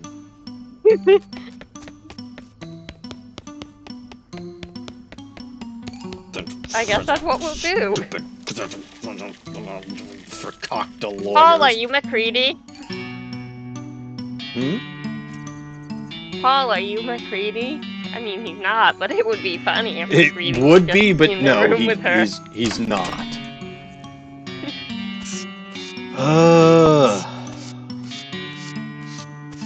Well, I don't think there's anything else in this house what's gonna help me. No, but how would we find Macready? I have a think thought. we can go to Oh? Well, what's your thought first? Is he Mr. Gunn? I doubt it. Okay. Is he in Dirtwater regardless? I mean, my thought is to go to Dirtwater and see if the bartender knows anything. Because bartenders usually have access to lots of information. They do know a lot of people. Howdy, Yeah, Melvin. let's try it. Anything I can get for you? Hey, Lloyd. Aha. My hunch was correct. Ever hear of a fella named Macready? Macready. Nope, don't ring a bell. Oh, maybe I was wrong. It would have been about 17 years ago. Heck, I got a long memory, but not that long. I only started working here 6 or 7 years ago anyhow. What about the guest register? We only keep those for the last couple of years. Only place I know that might have records that far back would be the post office. Oh! Oh, post office sounds fun. Yes, the Dirtwater post office. It's got a longer memory than even than even a bartender would. Well, bartenders can only remember bar patrons that came in while they were working. Fair enough. Anyway, I'm ignoring all of this because apparently something I already sent a postcard today. But I meant to say I'm trying to find a guy named Macready. I'm trying to find a guy named Macready. There's a possibility he might have passed through here about 17 years ago. Passed through? We don't stamp passports here. Yeah, If he stayed a while, I might have a forwarding address. Ooh, could you check, please? Alright, them books could use a dusting anyway. 1 sec. She pulls some big ledgers out of her desk and blows a huge cloud of dust in the air and starts leafing through them. 17 years. Round about 78 then. 76, 77, 78, Marin, Mableston, McMurphy, Macready. Got a Matt Macready, that the one? Hey! That's him. No forwarding address, but you can ask him at his old place, just northwest of here. Let me see your map. Oh! The desert house. That's right! There was a grave at the desert house, wasn't there? Was there? I think there was. Well, now we know where we're going next. Where's the desert house? Where's the desert house? Oh, it's here, yes. It's not very far. No. So this was the house in the desert, gang. I'm pretty sure I saw... I might have even commented on it, because I don't think it was there when I played it last time, and this would explain it. Because he's not going to be in the house. But I think I commented that there was a grave here, and I didn't remember there being a grave here. Let us approach the grave. M. Macready, 1846 to 1887. That's a lot longer than 1878. Digging up his grave. Yep. Stuck to his guns. Dig up his grave. Yes. You dig until your shovel hits a wooden coffin and haul the lid open. The skeleton blinks at you. Well, it doesn't. But anyway, Howdy? Howdy, are you guilty, Macready? Well, now, ain't heard that nickname in, what year is it? 1895. 17 years. Nope, I tell a lie. There was at one time 8 years ago. The same Macready that escaped the gallows during an eclipse. Heh, well now, since the statute of limitations is expired, I might as well fess up. Yep, that was me. Real sweet plan, too. Apart from that one little hitch, went off smooth as silk.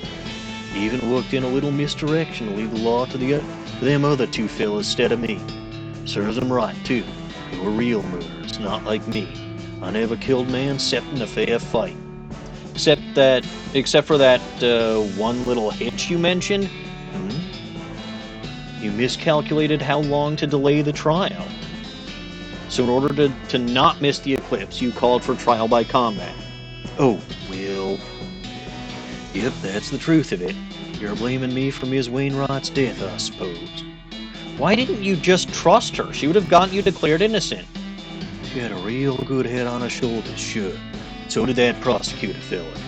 I didn't rate the odds better than 50-50. Not good enough. And anyway, trial by combat was part of her job. She should have been ready. That stinks. She trusted you. ... She's a ghost now because she feels guilty about losing that trial. And I've spent ages trying to convince her you weren't innocent, and she backed you up every step of the way, despite the fact that you got her killed. And you don't even care? Hell, you bite your tongue, Sonny. You don't know me. Don't care? I did what I felt I had to do to stay alive. And I felt damn guilty about what happened to Ms. Wainwright. But I ain't taking all the blame for it. No, sir. She'll tell you herself she should have been better prepared. Just like she told me that day, apologizing with her last breath. I gave up gunfighting for her. Gave up the only thing I lived for. That's how bad I felt about it. Oh, hello, Bulbagarden. Thank you for the raid. You're coming in right at the end of a trial. So there's apparently an Ace Attorney reference in my West of Loathing. How was your stream this evening, Cody? You gave up gunfighting? Weren't easy, but I did. You won! Congratulations, Cody! Free. Victory at last! I give you the silver medal. Weren't easy, but I did. Bought this house, raised some chickens, and had a little vegetable garden. Place has gone to hell since I died. That's a shame. Anyway, I never fired my pistol again. Not even at a damn fence post. That's not what it says on your grave. Oh, read it again. That's the fellow that killed me, having an ironic joke, I reckon. Someone killed you? You built silver once and then again a one-hit KO. Well, very good, Cody. So you beat him with a randomizer team and then a one-hit KO team. Good job. Someone killed you? You're only the second person to track me down. First one was 9 years after the trial. Vic Timsbury's brother, hunting for revenge. What happened? He challenged me to a duel, and I told him I ain't doing that no more. He asked again, and I said no. And he hollered at me, and I took my pistol out of the closet, threw it at his feet so he could see how the cylinder was rusted shut. Oh, it's going pretty well, Cody. I've had 2 spittoons today, and what else? I'm stuck in the middle of Ace Attorney level bullshit. ... And he cocked his gun and asked me one last time. I said no. Last thing I remember is a bang. Jeez. Kinda aimed to bury me, though. Guess he weren't all mad. Do you want to see Felicity again? I could take you to her ghost.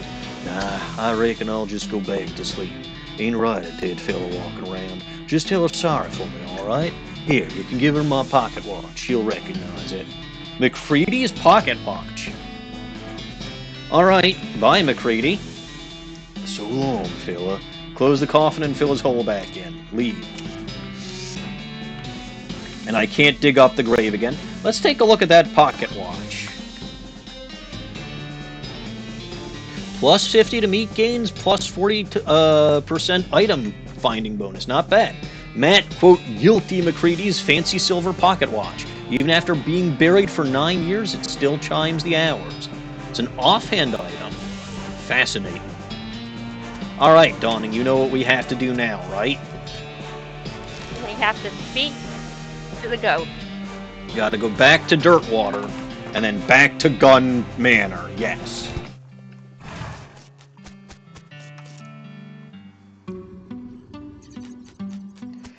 Alright. Finally, we're about done with this bullshittery. It was the second floor in the gallery. After you wait till all the fifth and sixth face attorney games. Alright. Hello, Felicity. Hey, I've got a not really a question, I've got something to show you. What's up? Oh, I guess technically, are you ready for this is a question. Are you ready for this? What now? I found Macready's grave. He wasn't executed. You're 100% sure? You're 100% certain it's him, not some other man named Macready? It was him. Here, he gave me his watch to give. Gotta give her the actual watch or she's not gonna believe me. Yeah. She turns the watch around in her hands for a while, just looking at it without saying anything. Then she slowly winds it and listens as it chimes the hour. Yes, this is his watch, all right. Thank you. Wait, you said he gave it to you. He's alive? Not exactly. He's a skeleton. We talked for a while, and then he asked me to bury him again so he could go back to sleep. What did he say? He confirmed our guesses, he knew about the eclipse in advance and stalled the trial for his escape plan, but stalled it too long and decided to hedge his bet by calling for a trial by combat. I see. He gave up gunfighting. He what? He bought a little house and raised chickens, never fired his pistol again.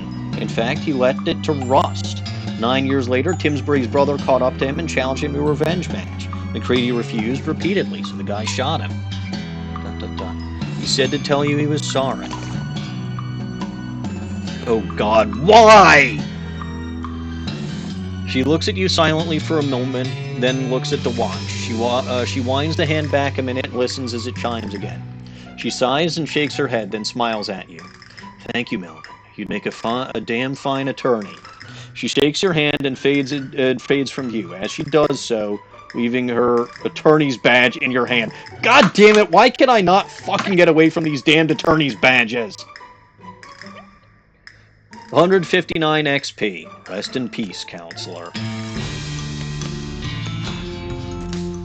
Alright, well, might as well take a look at that attorney's badge.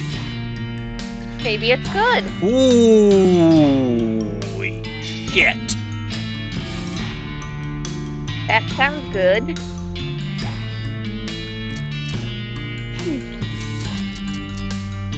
No shit, that's good. Wow! So you're gonna put that on. Yep, I'm equipping the attorney's badge. I'm gonna tell Paul that he's safe. Hey, Paul, how's it going? Shh, ghost still there? No, I took care of her. Oh, thank God. Yes, turnabout stat boosts indeed. I've got to go wash all this flour off and get back to work. But first, he starts frantically scratching every part of his body. Man, it feels like I've been saving up these itches for days. I was about to go crazy. Thanks, Melvin. You're a lifesaver. No problemo. Come see me at the visitor center. I'll hook you up with a souvenir photograph. Paul wanders off, still scratching. See ya. Can I talk to the statues? No, I can't. No, they're not Paul. Oops. Let me see what not Felicity. Let me see what Flo has to say. One ghost left on the 3rd floor. Well, that was real sweet how you handled that ghost. Yeah. It's also wildly inefficient. Jeez, Florence, you always want to take the violent option. Look, I didn't make this science gun just for baking cookies. Does it bake cookies? Oh yeah, but they come out weird. Rubbery. Ew. Rubbery cookies sound horrible. I suppose? Yeah, making cookies is definitely not its main value. No. But that should be all of the employees in the visitor center. So let's see. Photos. Thanks again for the help. What an ordeal. No problem. How's the itching? More or less better. I mean, hygiene is what it is in this day and age, you know. Now, would you like a souvenir photograph? It's only 200 meat. Sure. Okay then, smile. You got an item. Gun Manor photo. Wait a second, this is a photograph of the house. Yep, an official Gun Manor souvenir photo. Why'd you take a picture of me then? Oh, that's just for our records. Okay, walk away. What does that photo do? Thanks for clarifying, Paul. I guess nothing. This is a souvenir photograph of Gun Manor. Looking at it reminds you of the time you visited Gun Manor and bought a photograph of it. And this guy over here is my biggest fan. Because I rescued him and made him go sweep the floors and clean the toilets. Just All like right. Phoenix would do. Yes. I am going to take a very quick break. My sister is texting me and I suspect there's a problem. I'll be right back. Make sure she's okay. Yeah.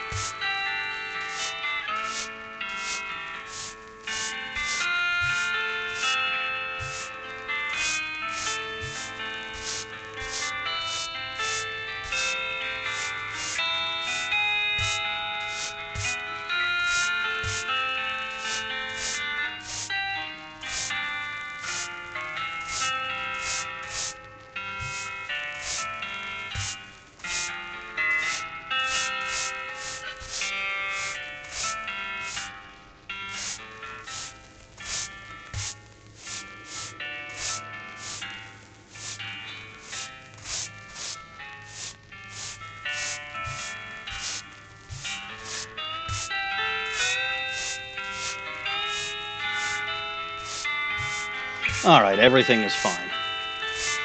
Good. She was just texting me because she had spoken to our parents about something that she and I had talked about earlier, and then she started telling me about something interesting that happened at work for her today. I take it interesting means unpleasant in this scenario. Yes and no, and yes, Cody, we were in the Western Penitentiary. It was sort of unpleasant, but it was also kind of... She was telling me that a patient tried to escape. Oh. So, she works... I mean, she is a...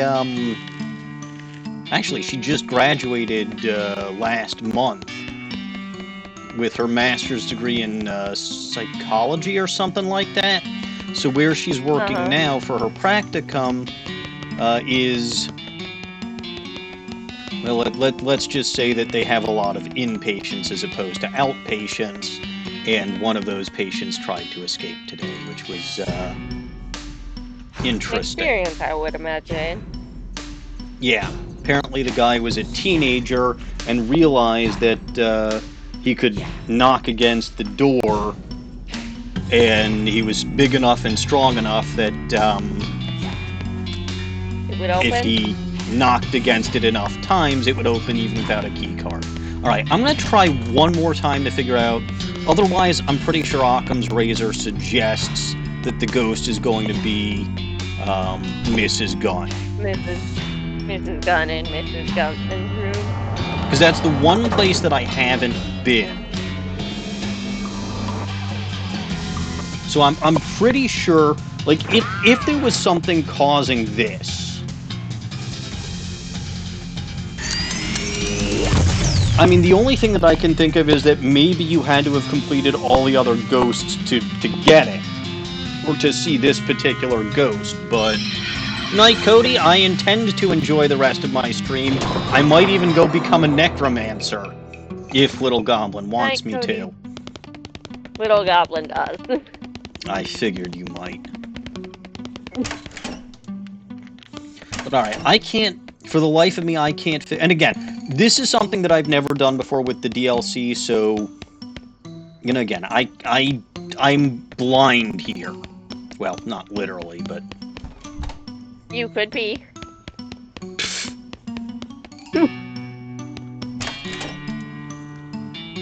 Yeah, because this was the billiards room. Oh, hey.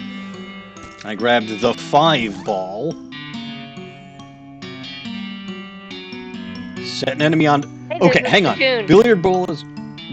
Billiard ball is covered in a kind of orange paint, so it's flammable. It's never on fire.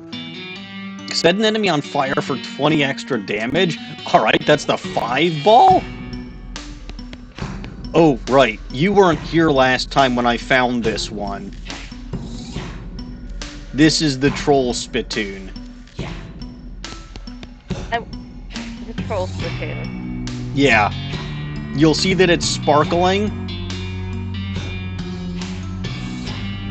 It's completely clean. There's nothing in it. And there's a whole bunch of text for that when you first encounter it. Damn. It's still funny. Alright, where's I'm Florence? sure.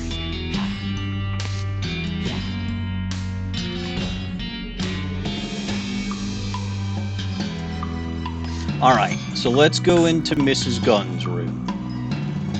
The door is locked and no earthly force can open it. Well, maybe a whole team of forces, but good luck getting them up the elevator. Knock.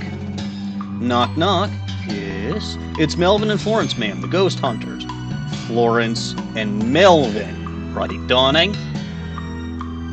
Yes, Florence gets priority here. She is the senior ghost hunter. Senior I mean, she is... experience. Right, she is literally the ghost hunter. I'm just an idiot with a turnip on his head. Whatever. I do feel significantly less haunted. Did you get rid of all the ghosts? We sure did, ma'am. Oh! SGO0304, thank you for the follow. Actually, my scanner says there's still one... Shh! Yes, ma'am. All the ghosts are accounted for. Well, that's splendid. Come right in. Thanks. Uh-huh. Uh-huh. She doesn't know she's a ghost, does she? I don't think she does. And KR was correct. Well, now, I shouldn't expect Mrs. Gunn to be a ghost herself. You know, Susie, I'm surprised we haven't run into more ghosts. We've seen our share of disasters. All them ranches, you mean? Well, I suppose a body gets killed by cows might as well haunt a tornado, you know? Yeah, I guess you're right. Now you mention it, I'm real glad we haven't run into more ghosts. Yeah, we run into plenty of dead people, though. Just skeletons. Florence, what say you? You knew she was a ghost all along?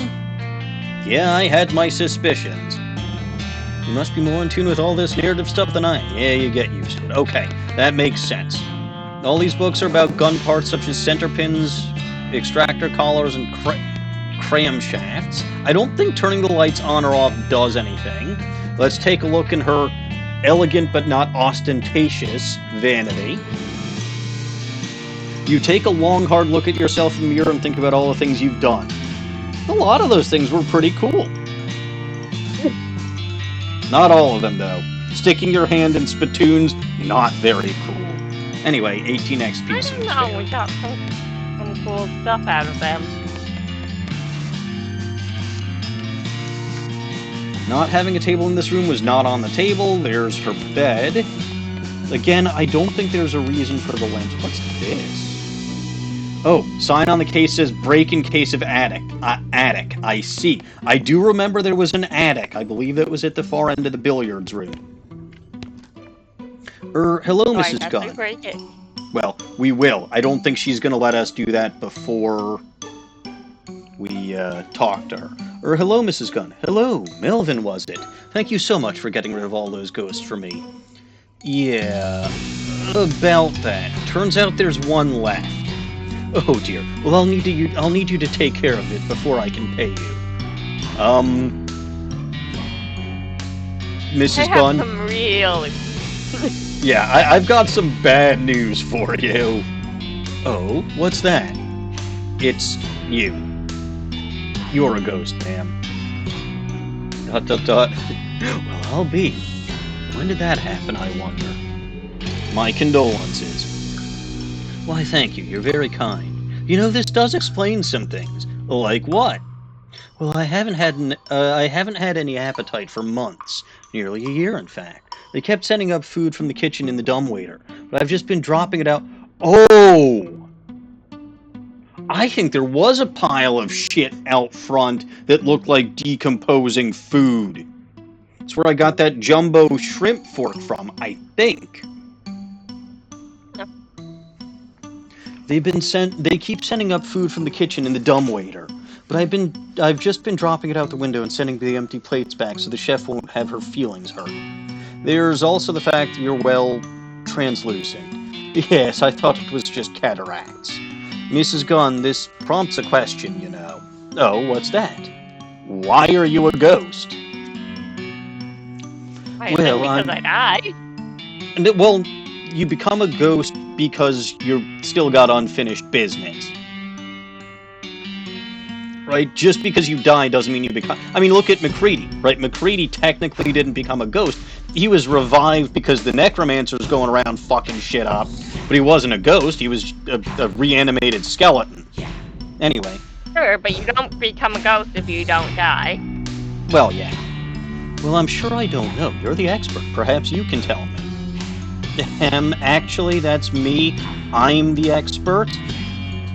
Yes, Florence. Florence is the expert. Right, Dawning? Yes. Melvin Eastwood is just wearing a turnip on his head. Because he's an idiot. He's the king of the turnips. You have some kind of unfinished business, something that's tying you to this place? Well, now that you mention it, yes, I suppose I do. Do you mind telling me about it? My entire family disappeared a few years ago, my husband and 3 daughters. Oh yeah, I heard about that. I'm sorry for your loss. The sheriff suspected they'd been kidnapped for ransom, but no one ever made any demands. They just vanished. I never found out what happened. ... I always thought they were taken away by ghosts. Why did you think that? I've always felt guilty about how many people have been killed by my invention. The belt buckle? The gun. Oh, right, yeah. Her name is Terry Gunn, Melvin. Oh, right. I used to worry that their ghosts would come back to haunt me. When I built this house, I had an electrical anti-ghost field installed in the walls of this room so they couldn't get in. No way! Awesome! Wait, doesn't that affect you? Well, I'm sure it would if she was already in when she died. I was gonna say, well, I'm sure it would if I attempted to walk through the wall, but it never occurred to me to try, because she didn't think she was dead! Aha! After Dan and the girls disappeared, I became so sure that ghosts had gotten them that I locked myself in here, after donating the rest of the house to the Historical Society so that there'd be someone to look after the place. Now I feel rather silly about the whole thing. Silly? I mean, ghosts do exist, obviously. Well, yes, but now that I'm a ghost myself, I can sense the presence of other ghosts. And they only just arrived in this house yesterday or the day before. That's when I called for an exterminator. You know, I didn't even question how I knew they were here. But I don't think that there have been any ghosts here before then. Why did they all show up yesterday? I couldn't say. They all seemed very angry and confused, but since they couldn't get in here, they gave up and started just wandering around the house. They gave up quite easily, actually. Maybe because you were already a ghost yourself. Well, Mrs. Gunn, what are we going to do with you? What do you mean? Were all the other ghosts killed with guns? Yes and no. Many of them were.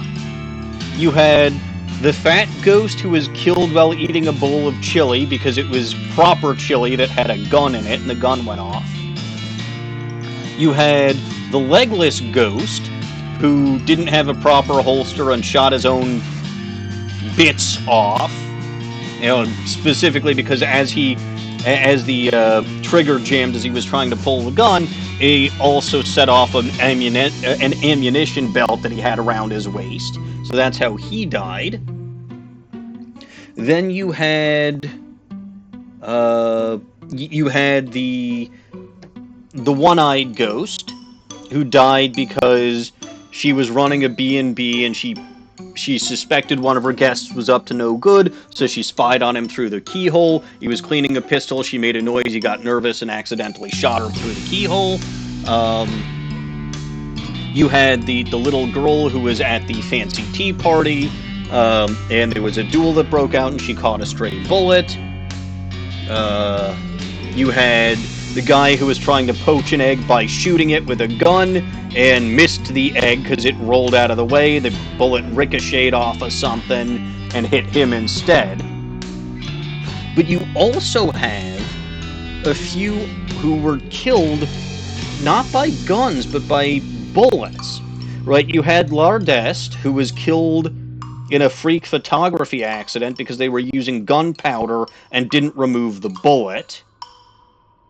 You had the guy with the cigar, right, the exploding cigar guy, who was using gunpowder in a bullet at the end of a cigar to try to get the explosion, and it was a bit too much of an explosion.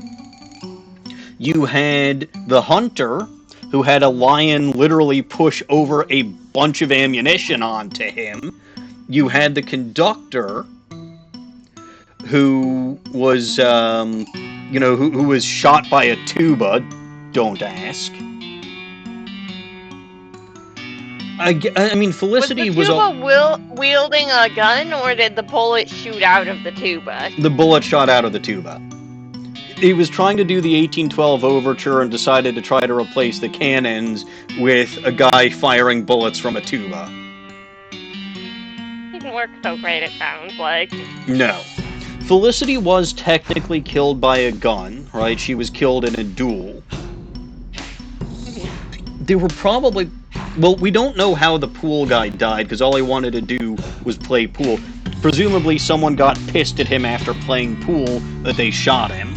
Or, again, but I don't know. But they were all killed by bullets Don't think... In fact, they all specifically were not killed by guns.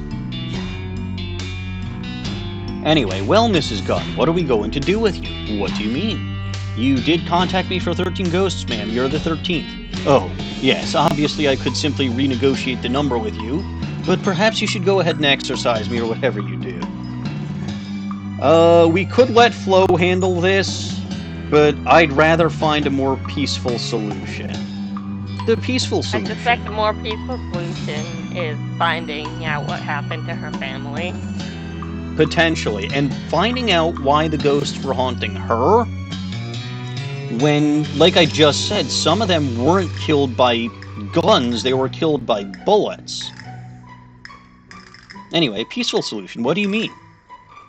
Well, we can also release you from your ghostitude by solving the problem that's keeping you here.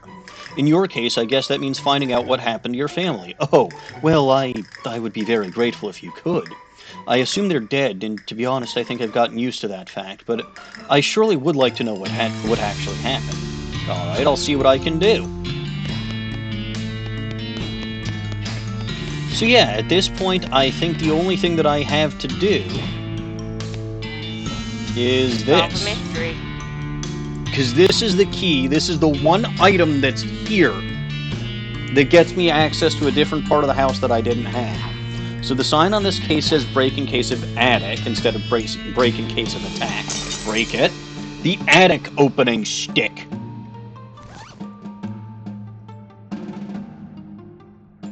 Let us This is one of those sticks. the attic. Yes. This is one of those sticks you use to open a trapdoor that you can't reach by hand. You'd think there'd be a punchy name for this object, but you'd be wrong.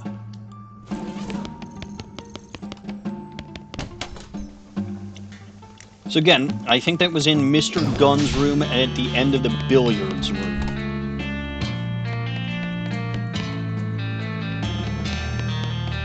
Aha! Trapdoor on the ceiling here, and you just happen to have the stick for opening it. Open it with the attic opening stick. Well, we should go up that ladder. Oh. Well, well. That guy looks like he's been living up here or something. That's creepy as heck. Creepier than if he were an actual ghost? I mean, yeah? Yes? Yeah, on reflection, I agree.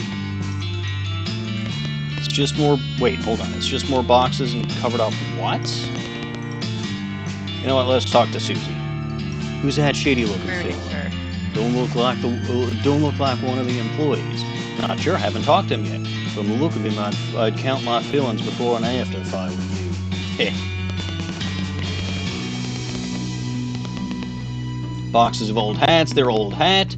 Dresser's now dressed as a ghost. Ah.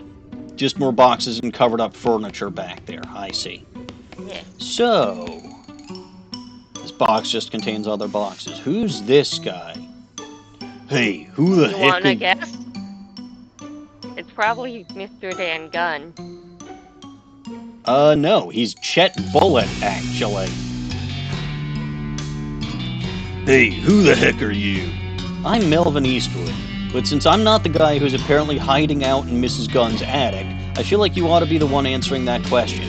Who am I? Well, that's just friggin' typical. I'm Chet Bullet, damn it. Am I supposed to have heard that name before?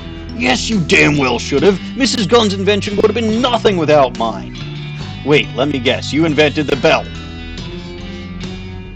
Oh, never mind. Wait, let me guess. You invented the...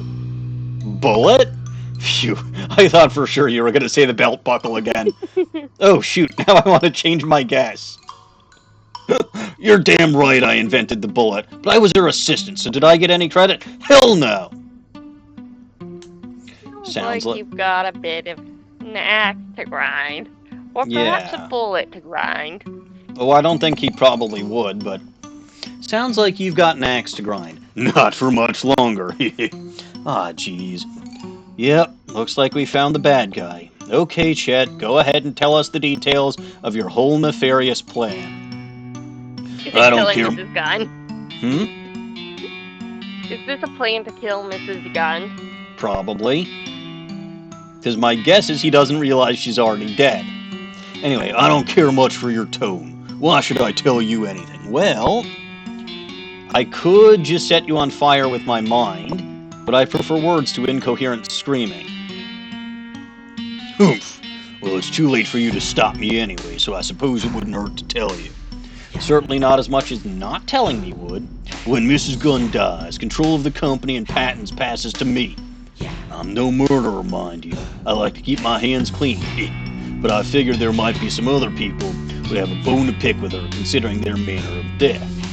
You summoned all those ghosts. That's right.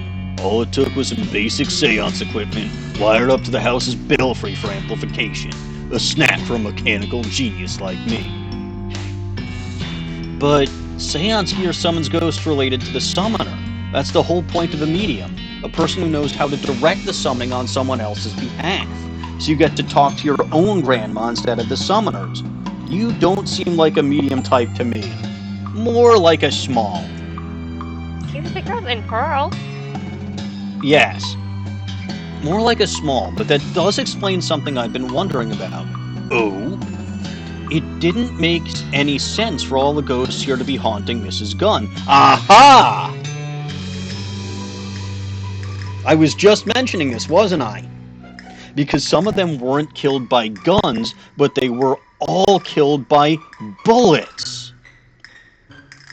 Naturally, I'd anticipated that there'd be a couple of those. That's why I rigged this room with an anti-ghost field, which I cleverly boosted so that the ghosts couldn't even sense me up here. So your plan was to summon a bunch of angry ghosts who would initially be looking for you, who would haunt Mrs. Gunn instead when they couldn't find her. Correct, sir. And once they'd haunted her to death, Gun Industries would be all mine. Well, I hate to be the bearer of good news, but Mrs. Gunn is dead. On the bright side, she's been dead for a year, so you pretty much wasted your time. What, really? I'm rich. Now I just need to get out of here without all them ghosts spotting me. Yeah, the ghosts are gone too. So you're pretty much in the clear. Wonderful. That anti-ghost field is pretty effective. We're starting to make the back part of my brain itch. He flips the switch on an electrical device, and you suddenly become aware of the absence of an extremely low-frequency hum right on the edge of your hearing.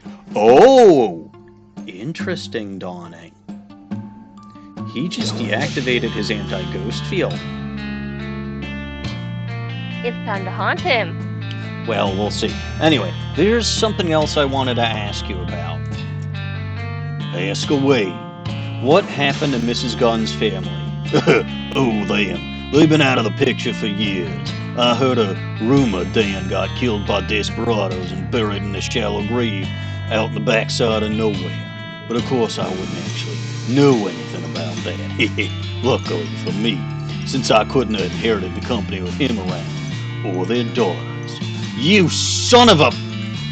Relax, the girls are fine. I'm not a monster.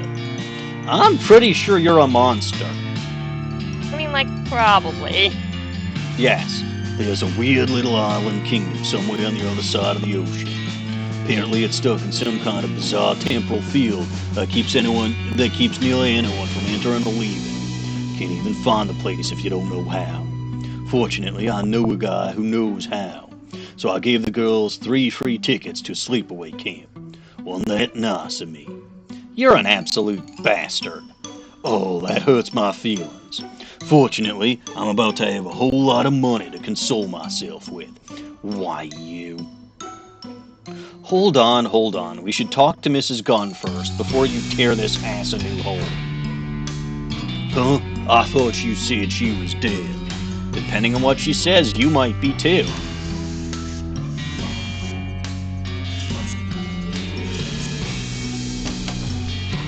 Well, let's go talk to Mrs. Gunn then. Seems the logical thing to do. We figured out where her family went.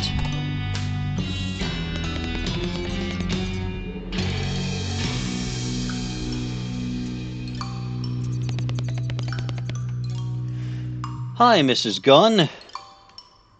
Hello again. Have you managed to find anything out? Yeah, I have good news and bad news. Go on, I'm ready. Chet Bullitt had your husband killed and your daughters kidnapped, so he'd be the sole inheritor of your company when you died. He's also the reason all the ghosts were here.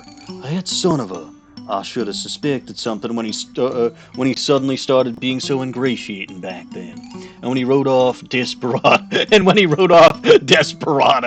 on his expense account. Oh boy. I'd write him out of my will, but I suppose it's too late. That's rather gone. What's the good news? He says your daughters are safe. They're just on a magical island somewhere that nobody can get to. That's not exactly comforting, but at this point I'll take it. Plainly, if he'd wanted to kill them, he'd have just done so. Wait, you spoke to him personally? Yeah. He didn't know you were already dead, so he's been hiding in your attic for the last couple of days, waiting for the ghosts to kill you. What do you want me to do with him? I'll leave it up to you. I'm not in a state of mind to make any reasoned judgment. In any case, you've answered my question, and I can feel myself moving on already. Thank you for all your help. With a sad wave, Mrs. Gunn fades from view. Then, almost as an afterthought, the lock on her drawer pops open. Inside, you find a check written out to Cunningham Ghost Annihilation Services, which Flo snags with a cha-ching and a blueprint. You got an item, Mrs. Gunn's blueprint. Alrighty.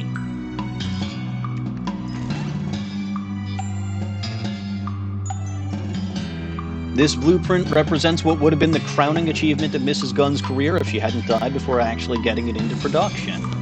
Well, luckily for me,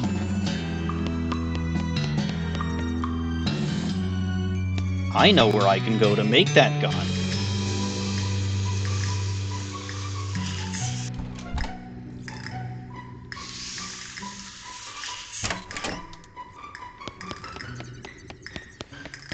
Here, I believe.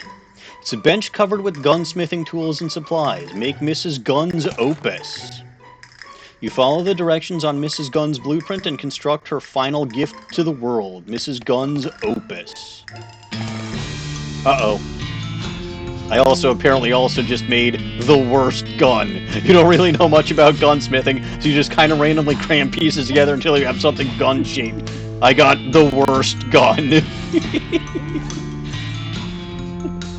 Well, I'm glad we have both ends of the spectrum.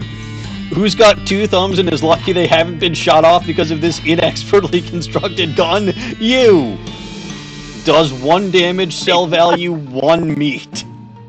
Mrs. Gunn's holy fucking shit.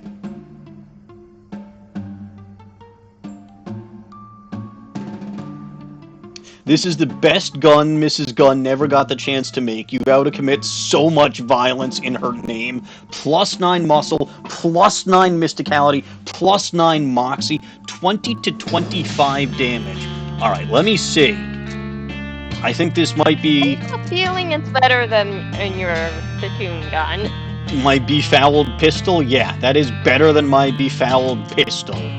I am equipping Mrs. Gunn's opus. Though, I do have a use-lose, but... Oh, also Dawning, just in case you're curious, you're not supposed to eat bismuth, see? Little canisters labeled bismuth do not eat. That's not directed at goblins, that's directed at humans. You may be right. Back to the 3rd floor. Anyway, Florence doesn't actually share any of that check with us. Of course not. Makes sense, it is her business. I just kind of happen to barge in and start doing stuff. I don't need the meat anyway, and I got Mrs. Gunn's opus, which is much more important for me. Anyway, Chet's hanging out over there. I could fight him, but... Oh, hey. It's a box of science stuff.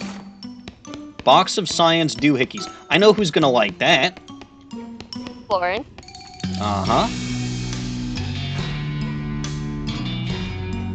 Anyway, what's the haps, Florence? What's on your mind? I've had enough of this guy. My trigger finger's itching. Does that science rifle work on regular people? Oh yes, nightmarishly well. Well, you might get a chance to scratch that itch, but no, let me actually give you that science junk. Ooh, I love sciencey junk. Thanks, 53 XP. Hey, look at this. It's one of the new Eldritch vacuum batteries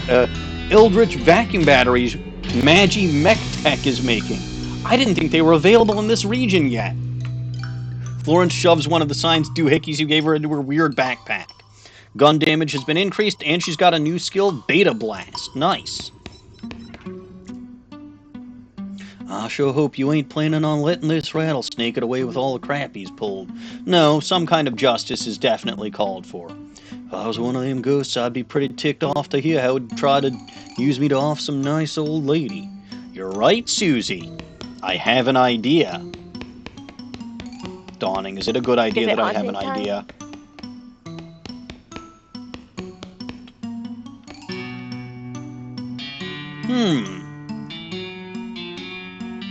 This looks like maybe it operates the large bells hanging above you. Ring the bells? Ring the bell. What are my options here?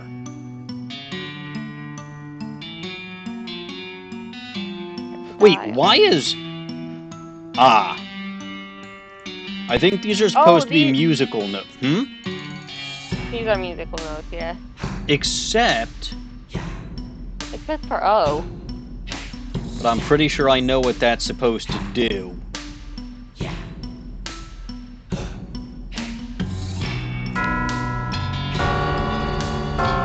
bad? What the? I don't know much about music. My understanding is that there are low-frequency notes that only ghosts can hear. Huh, I did hear that, though. Well, I was standing right under the bells. Honestly, that probably isn't really healthy. Get rid of the other unhealthy things I've done. This is a spinach salad. I don't think I'll worry about it too much. But okay, yeah, so it's probably B-O-O, like for ghosts, so boo. Because it's been everywhere in this frickin' house. And it's the one letter that doesn't actually belong here. So what happens if I set this to boo? Oh. Should I try it? Try it.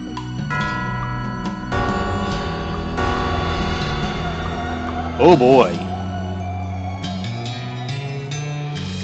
As the eerie sound of the bells fades away, ethereal outlines begin to appear around you and resolve, one at a time, into familiar spirits. Monsieur Lardest, and then the lady who is running the Boo and Breakfast, and the librarian. You know, you really didn't get very many of their names. Maybe you should be better about introducing yourself to people. Anyway, you're soon surrounded by a small crowd of ghosts, with Mrs. Gunn being the last to arrive. This is the bell tower in my house, Melvin. Bell tower in my house, Melvin. What's happened? Yeah, nice to see you again. But what's up, Counselor? I suppose you're all wondering why I've summoned you here today. I did just ask you that, yes. Well, I've come in as information that I think you all might be interested in. This won't take long, will it? I need to get back to the afterlife. What's the hurry?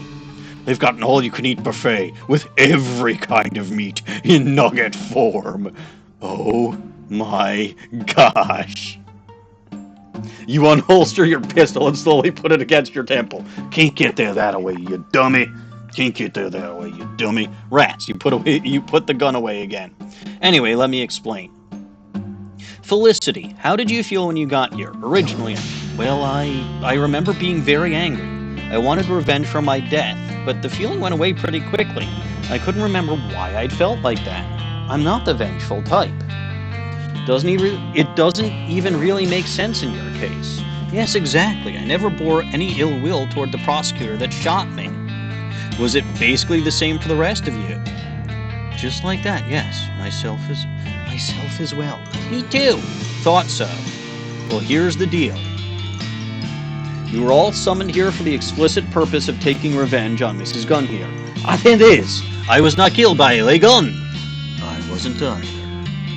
Yeah, some of you weren't. The summoning happened based on your connection to the summoner himself, Chet Bullet, the inventor of the bullet.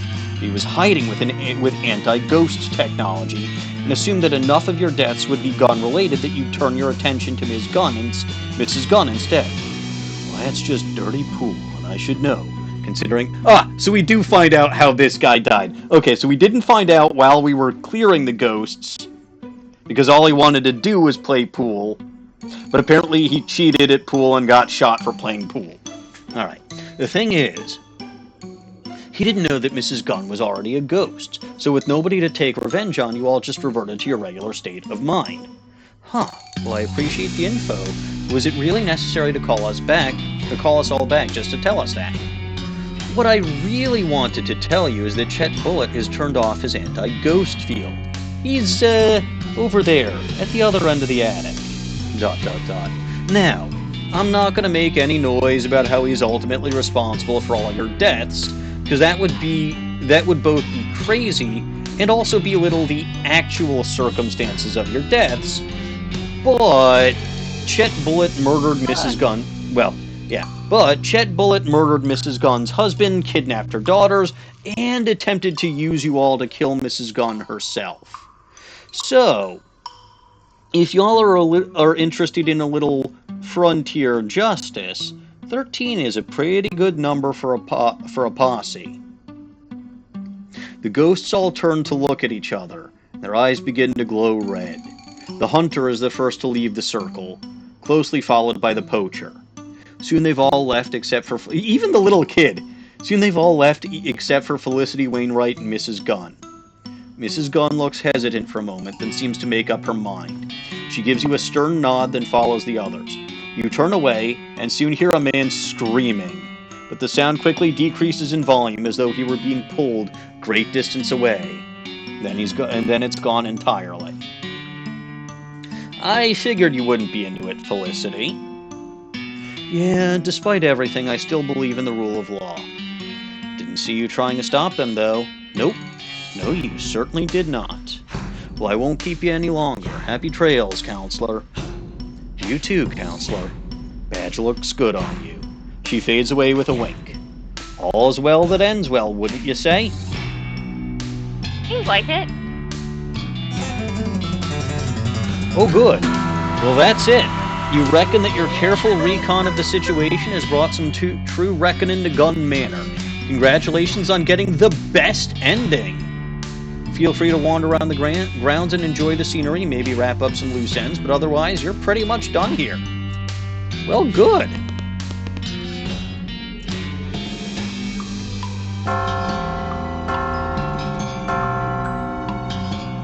Well, that's nice. Yeah, that's a pretty good bill. Nice clear tones. Alright, let's see if Chet... Well, there's just a weird black scorch mark on the floor where Chet was standing. That's not suspicious at all. What are you gonna do? Hang the ghost? Nah. You can't do that. They went to the afterlife. Exactly.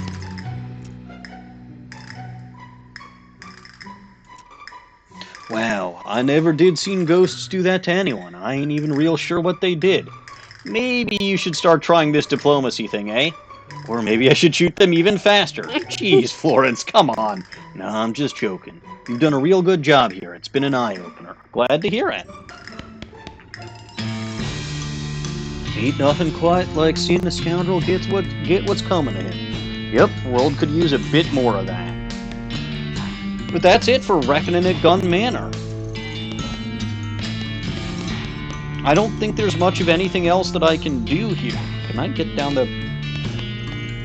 There we go. I love how when I was trying to talk to Florence, I was just getting the, do you want to go downstairs? And when I wanted to go downstairs, I was just getting the, talk to Florence. By the way, do you think it's fun that Mr. Gunn has a manliness room? I didn't know he did. He does, yeah. It's the room that's the atrium that leads to his bowling room, his trophy room, and his billiards room. By the way, you should see one of his trophies. You might be interested in it. Oh? So you see, he's got a duck over here, he's got a moose over here, he's got a bear over here, and some kind of carpet over there, and then antlers made out of paper mache, but that's a goblin head. Oh, he deserves what he got. No, because we actually find out that he befriended. First of all, the goblin is still alive. Second Oh, of he all, is? yes, he was actually formed in one of Mr. Gunn's bowling bags.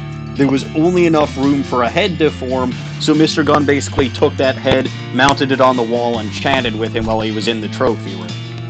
See, they were good friends. That's actually kind of sweet. Yes. He's probably lonely now. Potentially, yeah. Alright, so that's everything here. Let's go back to Dirtwater.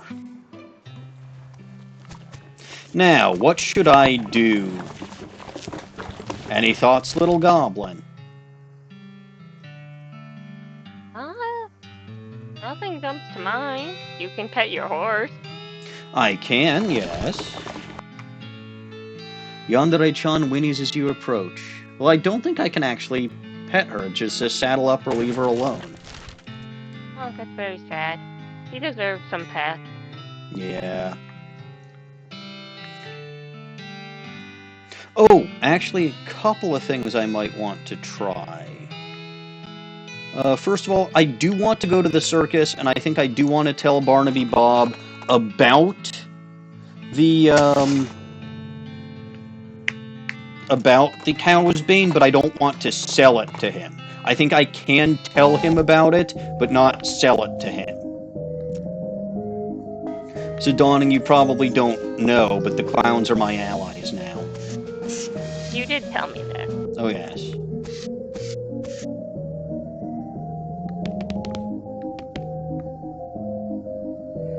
Alright, killed some cows if you're interested in bounties. I'll give him an ungolith horn. And then... plant called Cow's Bane. I will not give him the Cow's Bane seeds, but I will tell him about it. There's a plant called Cow's Bane. They use it in tanning leather. Apparently the cows hate it and attack anyone growing it. Fascinating. This is valuable information indeed. If you can provide me with a sample or even a supply, I will reward you handsomely. If you do that, because you can only get the Cow's Bane seeds that you got from the tannery, right? You cannot get any more. If you sell him the Cow's Bane seeds, he does reward you handsomely. He'll give you, I want to say, a few thousand meat for it, but you will not be able to complete the cow's side quest. Ah. And the cow's quest is the one that comes with your partner. Well, technically you can do it with all of the partners, but yes, it would be nice for Susie if I could stop those cows. Yes, that would be appreciated by Susie. Yep. Alright, so there's that. Then something else I want to try is I'm going over to the Alexandria Ranch. Or, I guess I'm going to the Curious Cops. No, Dawning, we're not talking cops as in police. Seems like that gizmo led us to the middle of nowhere. Maybe it's the middle of somewhere and we just can't see it because of all the trees. I suppose that might be true. I don't see how it changes things none. I'll hang out for a second, I'll scout ahead. Uh-oh. Your El Vibrato transporter begins beeping slowly and quietly. Does that sound like a good thing? Maybe? Solid 50-50. Your El Vibrato transponder ponder starts beeping at a medium tempo and volume. Ah, probably for this loco weed. No, this is shockweed.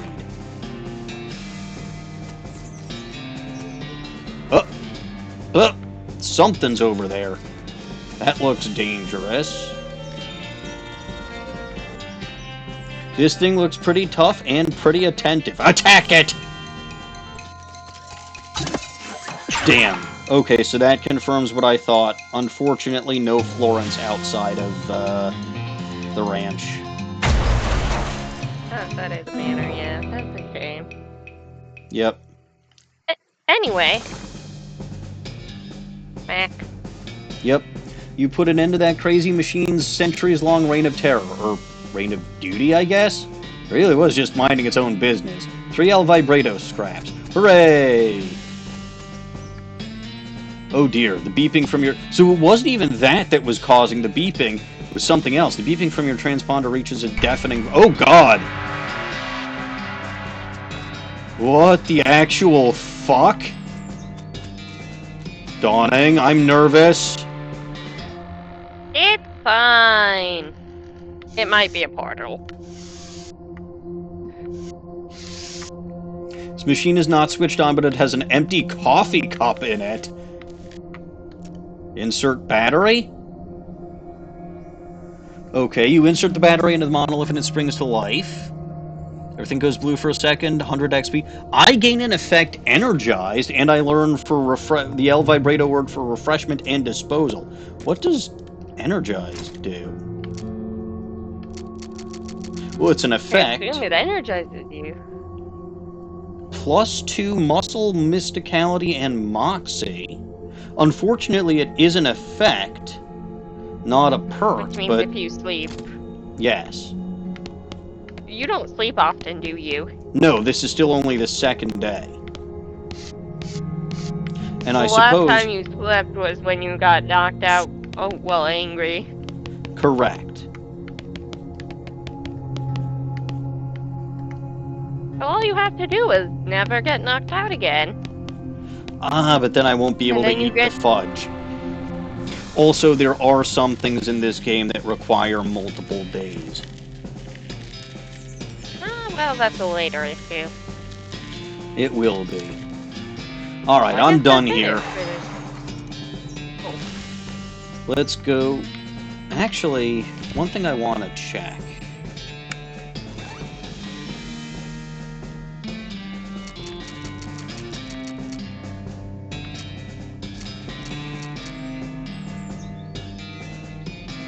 North-northwest. Okay, so that does change. I think that is pointing to the... So, here's... I've mentioned one thing about this game that's... I won't call it bad, but I'll call it something that you absolutely need to be aware of, which is that this game, you can accidentally lock yourself out of side quests or lock yourself out of main missions with little to no warning. Like, again, if you had sold Barnaby Bob that cow's bait, which almost seems like the thing you're supposed to do, you would completely lock yourself out of being able to complete the Hell Cow side quest. So that's one thing. The other thing is, some of these things have very little to no direction at all. And I'll explain that once we're done with this random encounter. There's a goblin standing off... little goblin. Yes, there's a goblin standing off to one side of the trail, just staring up at the sky. They don't even seem to notice you approaching. Hello? Oh, hello! Hi! What you two doing? A moon. I am looking at it. Neither moon is out right now. Nothing being up there. I am happy to waiting. Talk to it. The moons won't be coming for hours. You two waiting this long? Yes, yes. Moon's so big, so bright, so big, to waiting and seeing. You very to liking a moons, huh? Yes, yes, very. To looking. I too collecting rocks of them. The goblin takes a bunch of pebbles out of its pockets to show you. They could be moon rocks for all you know. Goblin seems like they could use a little bit of education. Very good. You start to explain the moons, their makeup, their origins, how they orbit the planet and each other, and so on, to the goblin. But it turns out the goblin actually knows far more about it than you do. Fortunately, they're kind enough not to shame you for human-splaining, and even share their moon rocks with you. I got moon bits and 22 XP. I hope this goblin gets to see the moon. I should hope so. I'm sure they will. There will be a moon at some point. What do the moon rocks do? I'm curious. I don't know, Oh. but I'm... Sell value 100 meat. possible. That's a bit of a shame. I suspected as much. Yeah, Alright. it would have been nice if the little goblin could have a little more direct help for you. That's not a criticism of the goblin, that's a criticism of the game not letting you make them useful. Yes. I mean, random encounters can or cannot be useful.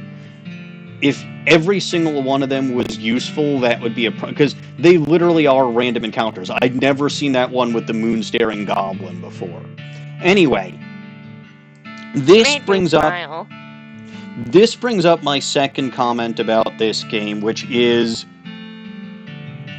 some quests are way too open-ended. So we got Curly's compass, right, for Curly Butterfield's meat. Right, we got that, I want to say, in the Coleridge mine or something like that. And then it tells you that the compass points every which way except north. And if you check it, it's pointing kind of northwest or so. But, like, it never actually goes... You actually have to go in and constantly remember to check it. Or, you know, you'll never continue or progress that mission. Now, I happen to remember that it's at the Alexandria Ranch where you can prompt this, but if you're playing this for the first time, it's trial and error, and you don't even know that you have to trial and error. So there's not enough prompting about this particular quest if you wanted to do it. Anyway, the compass needle is pointing straight north, and if you pace back and forth a little bit, you can actually see it move. You're very close. There's nothing north of the ranch but woods. You want to follow the compass into them. I suspect that's what we're here for. It is. Curly's Cairn. Ooh, aspens. This looks very heavy. Look under it, 50 muscle. You lift up 50 muscle? I do, yes. I am very strong. I have... My stats are off the charts right now. I'm so powerful. And if I can eat that fudge, right? Fudge gives you plus 23 to muscle, mysticality, and moxie. I already am unstoppable, but I'd be even more unstoppable. Anyway, you lift up the corner of the entire cairn. There's some kind of machine buried underneath it. You get an item. Curly's Auto Gyro Theodolite. Okay. You get the sense you won't need Curly's compass anymore, so you bury it under the cairn, if you say so. Yeah, if you say so, I would hold on to it, but, you know, sometimes we can't argue with the narrator. Unfortunately, no. So Curly's Auto Gyro Theodolite, an engraving on the machine says it was manufactured in January of 1995. Must be a typo. An engravo. Examine it. Machine looks complicated. Its main feature is a column of 4 little lights. Right now, all of the lights are dark. There's a label on the back that says maximum effective depth 4.0 K meters. Maybe it's supposed to be used in a mine or a cave. Also, what's a meter? Excellent question. So it just... Curly's a time traveler. He might be. Anyway, let's say that you were checking Curly's compass, and let's say that you were, you somehow managed to get here. This is even more frickin' vague. Like, what the hell am I supposed to do with this piece of shit? I'll be honest, I don't actually remember. So we're not going to be doing that today. And note, we can never go back there again. Because we don't have Curly's compass anymore. But alright, well, we are still technically here because I haven't left. While we're here, is there something Little Goblin wants me to do? Is there anything to do here besides There's nothing that I can do here specifically, but there are other things that I can do in general.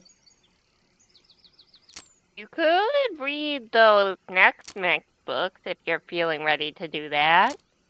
Which should I read first? Well, okay, so let's see. The Frightening Topics in Nex-Mex gives me the Raised Skeletal Thrall skill. Fundamentals of Nex-Mex gives you the Raised Skeletal Buddy skill. Horrifying Concepts of Nex-Mex gives you the Rain of Teeth skill. Intermediate Nex-Mex gives you Vampiric Yodel. And Introductory Nex-Mex gives you Grinnin's Skull. It seems reasonable to, when studying a subject, you start with introductory, and then you move up, right? I can read them in any order. Right, but you understand it best if you start with the basics.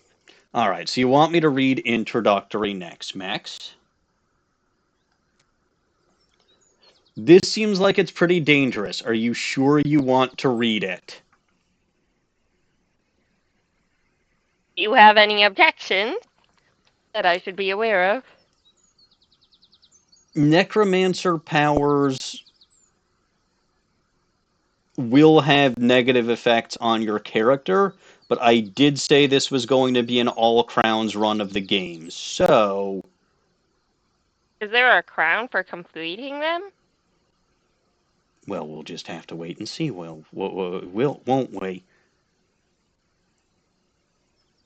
So I have no objections, and if you're really curious, there is a reason I chose Susie instead of Doc Alice. No, you let me choose between all the humans. Okay, technically true. You killed Gary the Goblin because you knew I would choose him. And then you just banked on the fact that I'd be more drawn into Susie than the other two. Yes. So in a way, I chose Susie. Anyway, I suppose we should get on with it. You could have been wrong. There was a chance you would have been wrong. A chance, yes. So let's get on with it. Okay, it's your funeral. No, I think it's my skeletal throat or Grinning Skull's funeral. Whatever, Grandma.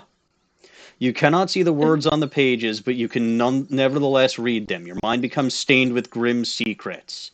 Got a skill, Grinning Skull. As you turn over the last page, the book vanishes in a puff of black smoke. Spooky. So, I have now gotten my first taint, right? My first Necromancer power. Doesn't matter which of the books I choose, doesn't matter what order I do it. It's just the number of books that I've read that matters. So the first one is basically free. And if I were to, I would actually go with the Vampiric Yodel over anything else because the rest of them aren't helpful.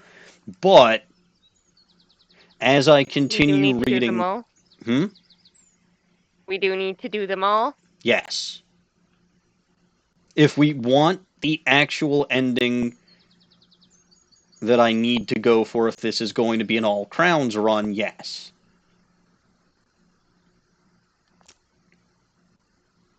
Are you certain the dark arts are no laughing matter? This could really mess you up. Read it, I said.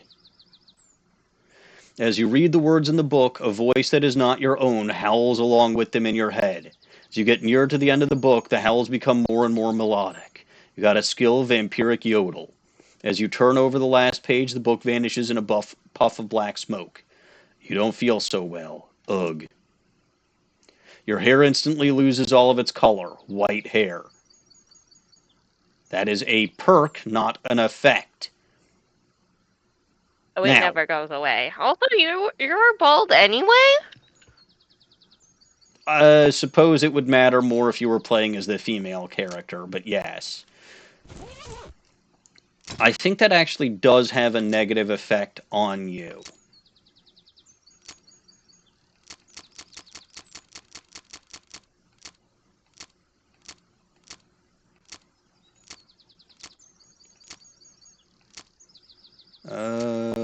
Boon of the Hedge. Dual Law, Gun Law. Wait, oh, -3 Moxie. Your hair has gone prematurely white due to your meddling in the affairs of the netherworld. So that does actually have a negative effect on you. It's nothing major, especially if you're a cowpuncher or a bean slinger. Shall we keep dabbling in the necromancer? I love Necromancer dabbling arts? in dark arts. I figured you would. Should we go frightening, fundamental, or horrifying? I feel like from introduction, it seems like we should learn the fundamentals and then the frightening and horrifying concepts. Very Just to well. make sure we understand all the fear we should be inducing. I will clarify once again, just for everyone's, it doesn't actually matter what order you read the books in, it's just the number of books that you read. So even if you read horrifying first, no effect, then the second one would give you the white hair, and then this one. Anyway, words crawl off the page and into your eyes like worms. The worms burrow into your bones and then whisper stuff to you about cool things you can do with other people's bones. You got a perk, raise skeletal buddy. Turn over the last page, book vanishes in a puff of black smoke. You don't feel so well. Emaciated. Your body withers and shrinks. It's fine. It's probably a minus muscle, which again, I don't care about. I'm a frickin' bean slinger. So let's go horrify, or let's go imagine frightening. it would lower mysticality, any of them. Read it, I said. This book is full of magical spells which don't make any sense to you until you get to the next to last chapter, and you realize they're not spells for you to cast, but spells for a skeleton to cast. One of the appendices mentions in passing how to summon such a skeleton. You get a perk, raise skeletal thrall, finish reading. As you turn over the last page, book vanishes in a puff of black smoke. You don't feel so well, ugh. Your blood darkens and curdles, thin blood. Now that lowers your HP, I believe. And lastly, horrifying concepts of Nex-Mex. Seems like it's probably pretty dangerous, yes. I've already said that. We know, that's the point. Uh-oh. For each page of the book you read, one of your teeth falls out. It continues this way for more pages than you thought you had teeth, till you realize that your teeth aren't falling out, but instead you've been learning how to conjure new teeth into existence the whole time. Reign of teeth. You don't feel so well. Your useless physical form becomes even more useless. Withered muscles. Surprisingly, I still have 64 muscle. He built this all up for a reason. So, let's take a look at those effects. Or, sorry, at those perks. Hurt.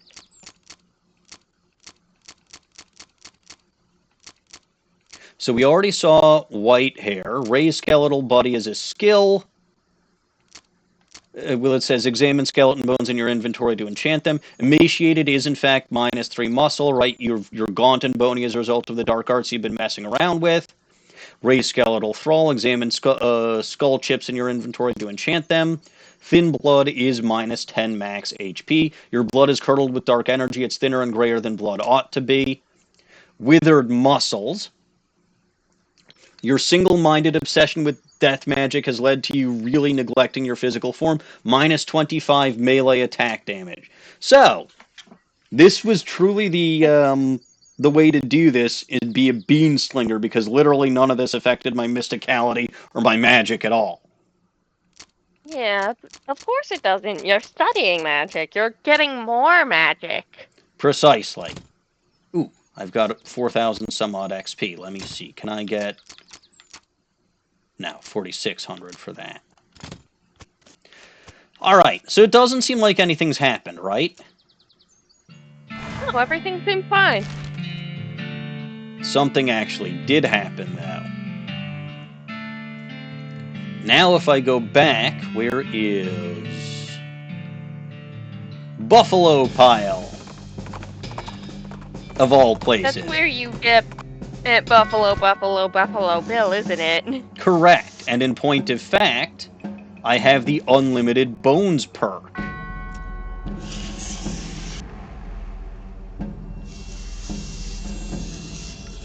I don't want to hide in the wardrobe. There's no cultists for me to spy on. Were there cultists? There were, yes. Anyway, these Were any shelves... of them pretty women? Were any of them pretty women? No, they were all Necromancer cultists. That doesn't necessarily preclude the possibility of a pretty woman. White hair, emaciated, you know, your muscles have all gone bye-bye. Right, that's what happened to me, and thin blood. I'm pretty sure that precludes anybody being, considered pretty. You didn't lose all your muscle. You have a lot of muscle left. You only lost a little bit. If she takes good care of herself after doing the breather. Here we go. Howdy, boss. Any luck with this whole bridge situation? I may have just the thing. It's a bit unconventional, though. Oh? Let me go take a quick look at the canyon first. Head to the telescope. You pay your meat and look through the telescope at the big canyon. You lose 5 meat. It sure is big. It'll take quite a bridge to get across that thing, that's for sure. You could use your next mech's powers, plus the unlimited bone perk that I got from the buffalo pile, to build a bridge of bones. Interesting. I assume that's not the only way to build a bridge. No. The most conventional way is to go to Breadwood and get lumber, which technically I could have done. Everyone will note that I have avoided Breadwood for the past 2 streams, and it's because I actually could have gotten the lumber if I did that, but I was always planning on reading the Necromancy, so might as well. Yeah, let's get a little unusual with this. I'm sure no one will question anything. Anyway, I did apparently lose my perk Unlimited Bones, but I don't need it for anything after this. Your eyes glow black as you shout names that are also instructions. After a few minutes, an army of skeletons arrive, silent but for the xylophone-like clatter of bone against bone. Skeletons disassemble each other and construct a bridge spanning the chasm. It takes only half an hour or so before the last skeleton has slotted itself into place, and the unnatural lights in all of the skull's eyes sockets fade out.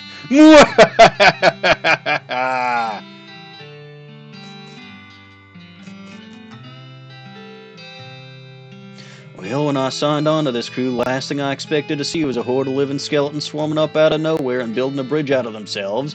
What do you think? I don't like it, and I'm pretty sure it's haunted, and I'm pretty sure that any train we drive over it is doomed to be haunted or cursed or both. Oh, don't be a scaredy cat. It's fine. Right, Dawning? It's right. It's even structurally sound, he says. Yes, it does at least seem structurally sound. I guess we haven't got much in the way of a choice. Nope. Now we'll just have to lay the tracks to the west of Frisco, and our work is done. Both mine and yours. See you there, boss. So, I could go to Frisco now. Does that lock you out of doing the rest of the stuff? Nope. But I'm not going to do it anyway. What I'm going to do now... on this side of stuff. Well, what I'm going to do now instead is... I want my Necromancer journal. Because now that I have all these Necromancer powers... Oh, it's actually not that. It's... Oh, yes. There we go. There we go, there we go, there we go. You open your Necromancer journal and examine the information you've collected so far. The robe receipt you found has let you determine that the Necromancer's lair is west of the mountains. You take the diagram you got and stick it in your Necromancer journal. Using your ley line diagram, you narrow the location of the Necromancer's lair down to a handful of possible locations based on the unseen currents of energy that riddle the land. Excellent. The cryptic note you found about Hell Cow energy indicates the Necromancer's lair is somewhere fairly close to Hellstorm Ranch. Yes. Your knowledge of mushrooms combined with the carelessness of the Necromancer's mushroom-gathering cultists allowed you to narrow down the location to a strip of land between the Big Canyon, the mountains between there and Dirtwater. Indeed! You've got it! You finally got enough information to pinpoint the precise location of the Necromancer's lair. You discovered a new map location, Necromancer's Tower. Does this sound exciting, Dawning? We read enough books. Yes, because I believe there are Have we? only those 5. No, there are 7. I'm looking at the wiki right now. There are 7, and you have to have read at least 6. 6? Where the heck is the 6th? Well, Portal did. Bookshelf in the basement of Chuck's house. Of which house? Reboot Hill. Chuck's house. Whose house? Chuck's house. Spell that? E-H-U-C-K. Duck? No, Chuck. E-H-U-C-K. It rhymes with duck, but it is not duck. Don't have that location unlocked. You can also, get all 7 by just wandering in Region A if you have the Pale Horse. I don't know which one Region A is. I'm assuming that's the one by Dirtwater. I would guess, but I don't know. You don't have the one from Chuck's house. You have the one from Reboot Hill? Reboot Hill. I don't think I do.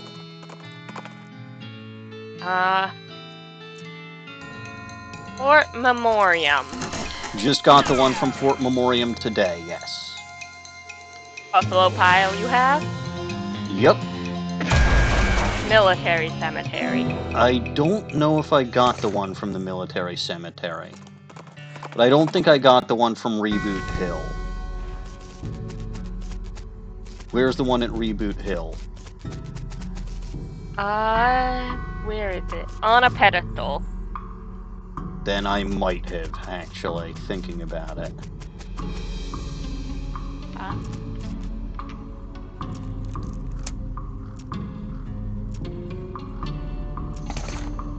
Well, I'm here, though.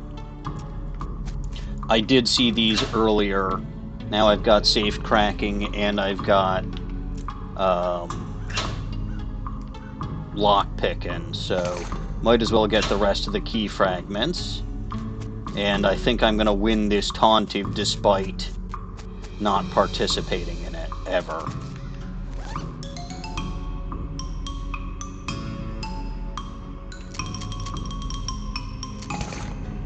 There we go, the taunting key.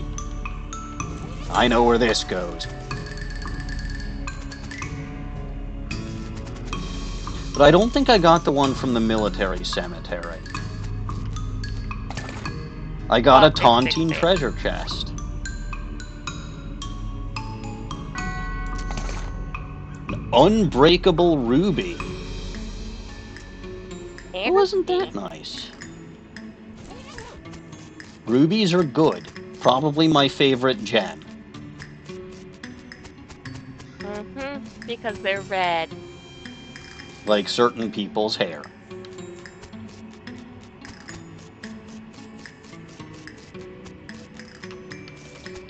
What the?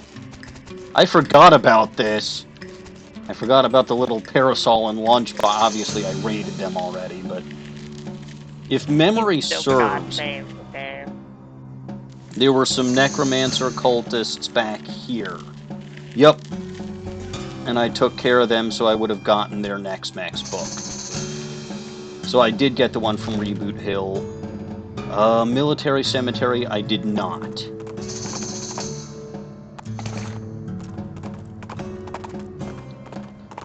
So which grave is it in?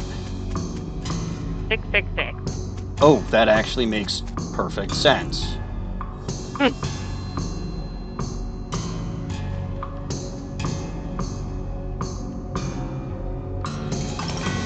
Dangerously advanced Nex-Mex. There we go.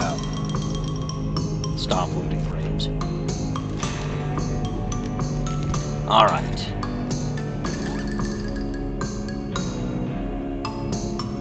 The Dark Howdy skill. Let's read it. The book is just the word howdy over and over again in incrementally more horrifying typefaces. Got the skill Dark Howdy.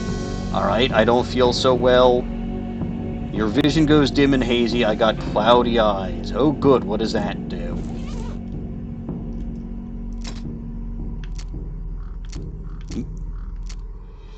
Minus 25 pistol attack damage. What do I look like? A snake oiler? Poof.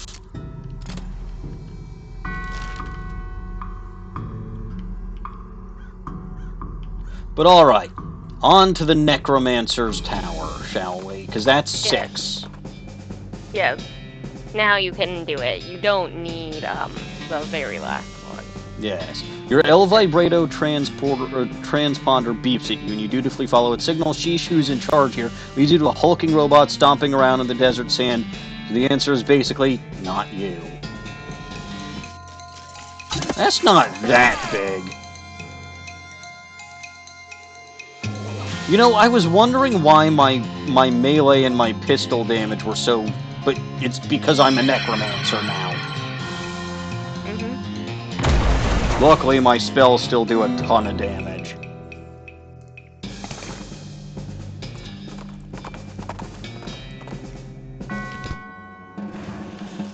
Alright.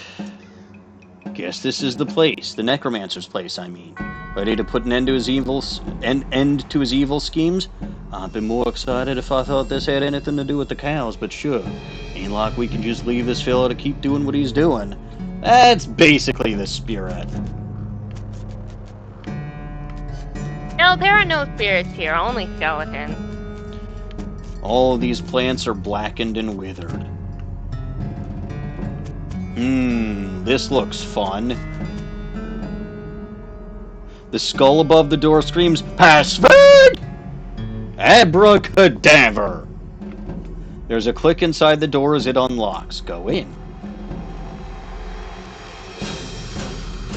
Some necromantic runes. They desire to be read. Should I read them? Yes. You read the runes closely, tracing them with one finger. They glow darkly at your touch. You learn 3 ancient names. A name of bone hatred, a name of bone void, a name of bone never was. It's a fountain of blood, nothing weird about that. Drink! And you need thick blood. I do, yes. Fountain of blood, nothing weird about that. The blood is delicious, like meaty Kool-Aid. Gain in effect, dark-blooded. Unfortunately, that's only an effect, not a perk. That is plus 30 max HP, which at least does make up for the thin blood. Oh, yeah. But I'd have to keep doing that every day. And I'd still end up with basically plus 20, which is not too bad. Anyway, bunch of skeletons. You approach the army of skeletons without fear. Something in your eyes causes them to shrink back slightly. Banish them. Your eyes turn black as you howl 3 names. The skeletons screech and explode out of existence. Well, that was fun. Some necromantic... Yes, I suspect this tower becomes a lot easier when you have that power. It does. You can technically find this. You can technically go through here and fight shit instead of banishing it, but... It's easier to banish it. Well, yes. You also don't get any XP for banishing. Some necromantic ruins, they demand to be read. Study them. You read the runes closely, tracing them with one finger. They glow darkly at your touch. You learn a name that banishes mind. You learn a name that hatches void from a toothed egg. I guess that's a skull? Yeah. I can outfox it.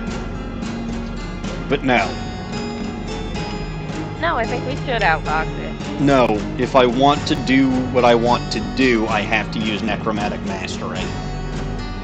Everywhere? Everywhere. I guess we're not outfoxing. It would be funny, but no. Well, there's a big old pillar of skulls blocking your path. There was bound to be one of those in here somewhere, right? Excuse me, fellas, I need to get past here. The skulls hiss and chitter and giggle at you. So that's a no, then. Alright, annihilate the skulls.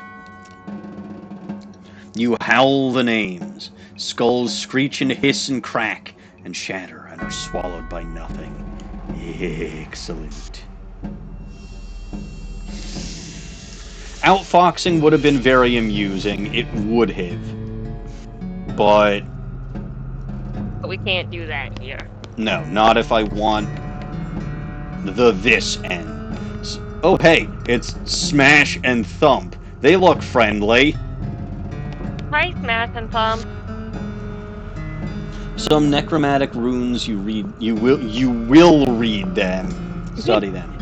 You read the runes closely, tracing them with one finger. They glow darkly at your touch. You learn a name that dissolves bonds. You learn a name that withers love, corrupts love, twists it, blackens it, turns it into hate. Let the hate flow through you. 2 skeletons have their names written on their foreheads so they won't forget. We won't forget them. Actually, wait. Maybe they have the other one's names. Yes, makes sense. Banish them. You hiss the names, and the names slither into your foes. The giant skeletons turn and smash each other until only splinters remain.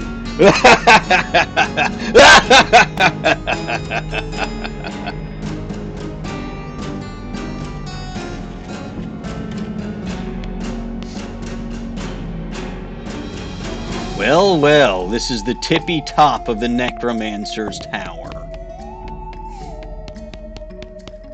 And here must be the Necromancer himself.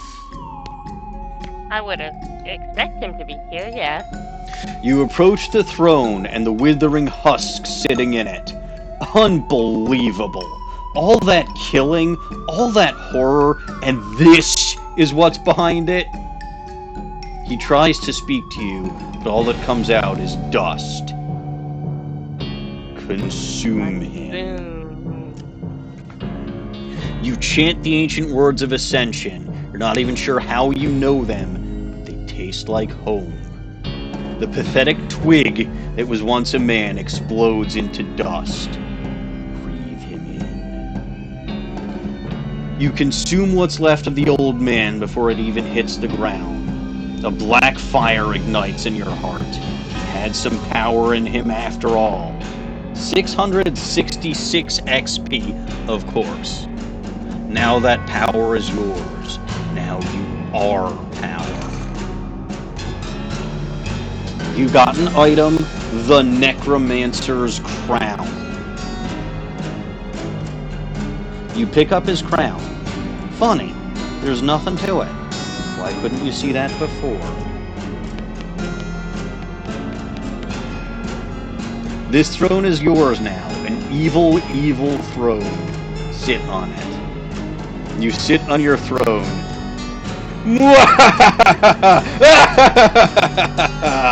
You take a deep breath. Dawning, should I laugh some more, or should I stop laughing and leave? Never hurts to laugh a little.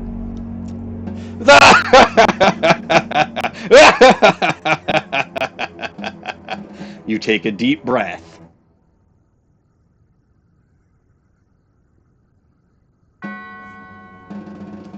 Okay, I think we've laughed a little. I suspect we have other tasks. Alright, stop laughing. I don't think there's a bonus for laughing there, but it's fun. Anyway. Necromancer's Crown is an item that you can only get specifically by absorbing or by taking over as the Necromancer. If you fought him, and if you didn't get the Necromancer abilities, if you didn't do any of that, he'd crumble and his crown would crumble. First of all, you'd have to fight your way up the stairs instead, but he'd crumble and his crown would crumble and you wouldn't get the crown. Now, you might be wondering what the fuck the fuss is all about, because it looks like this crown doesn't even have any goddamn power. It does seem to be lacking in effect. Yes, this is the crown you took when you became the Necromancer. It's all spiky and skull bedeckled. It doesn't do much of anything. I can probably, I can probably make it silver, but I don't wanna. I'm gonna keep wearing my damn turnip hat. But I did say this was going to be an all crowns run of the game. Right, so we got the turnip crown, we got the Necromancer's crown, we got the gold tooth crown. There is at least one other crown that I'm aware of in the game. I need to double check and make sure, but what are these crowns for? Well, they're nice, aren't they? They're collectibles. Right? Yeah, I like collectibles. No other possible reason I could be wanting to collect these. Is there, like, a perk for getting all the crowns? No other possible reason I could be collecting these. Anyway, if you did have Doc Alice as your partner, she would have abandoned you, but Susie is still here. Of course. We did it! You didn't betray her. No, I didn't. We did it! Yep, that's one Necromancer that's romanced his last Nick. High five! Boom! Heck yeah! Alright, well that's fun. We're not at the bone pile. We're just leaving the Necromancer's tower after breathing his bone tusk. Oh, no, I'm not at the bone pile again. I'm at the Necromancer's tower. I just kicked the Necromancer's ass and became the new Necromancer, KR. I have the Necromancer's crown. Behold, the new Necromancer. I did, however, use it... It really doesn't do anything. It doesn't. I do, however, have,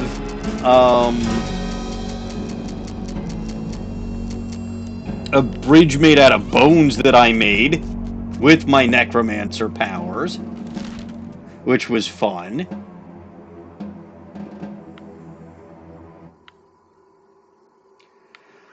Alright, so let's go back to Breadwood.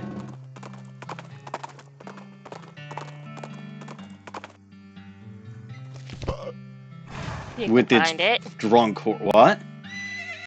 If you can find where it's at on the map. I found it. It took you a little bit. KR, I have decided that this is going to be an all-crowns run of this game. Anyway, let me talk to the mayor. I did not manage to get the logging permit, did not get the missing mail, but the caretaker is back on duty. Well, that's certainly good to hear. Those skeletons were a real nuisance. Sure have a way of getting under your skin, except they're under my control.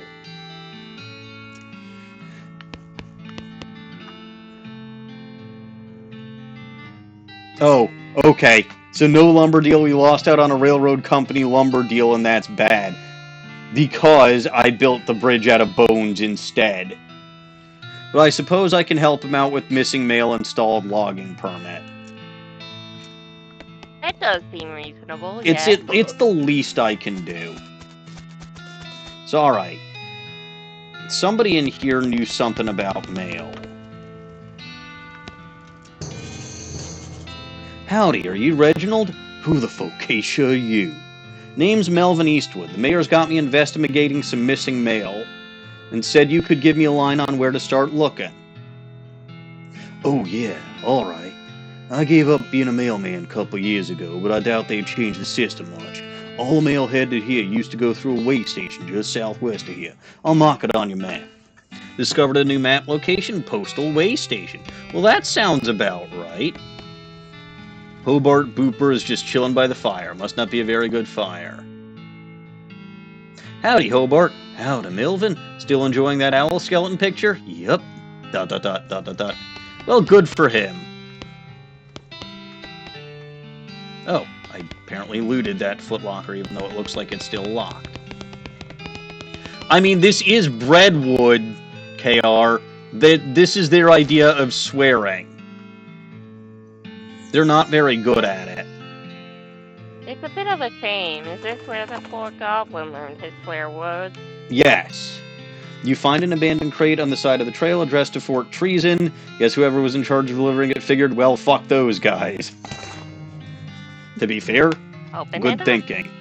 Crack open the crate's hard outer shell and collect the sweet inner meat, except it isn't meat, it's items. Smelling salts and military-grade whiskey. Sorry, that analogy wasn't very good. Well, it could have been me. Could have been. We didn't know until we knew. Very true. I do have plenty of meat, though. Ah, Postal Service. It says Postal Service property, no trespassing. We're not doing anything of the sort. We're just visiting. We're gonna trespass. Nope, I can't trespass. We're gonna trespass. But that's illegal. I love crime. But I'm a lawyer now. Oh, KR. You may enjoy this. Even in West of Loathing, I can't fucking get away from my goddamn attorney's badge.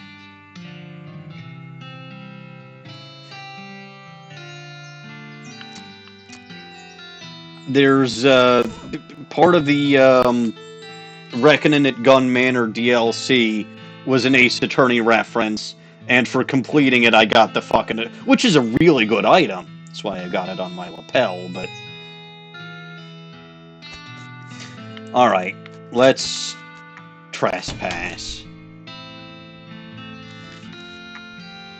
Stack of old newspapers. Oh hey, I got a letter to Roy Bean. Interesting.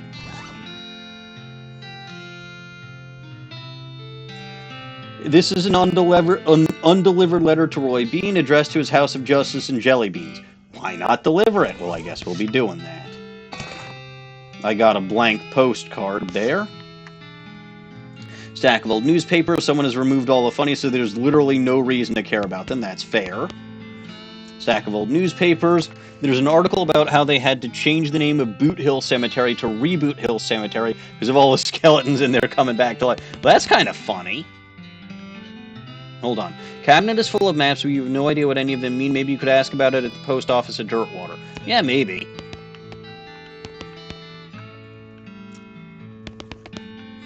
Big map of the whole region with lots of confusing little annotations on... There's a thing here. You don't even want to know what bureaucratic processes were involved with the placement of this outhouse. It's not very... No. No. It's kind of just... house. Alright, well, I know one place where there's a post office. They did say Dirtwater Post Office.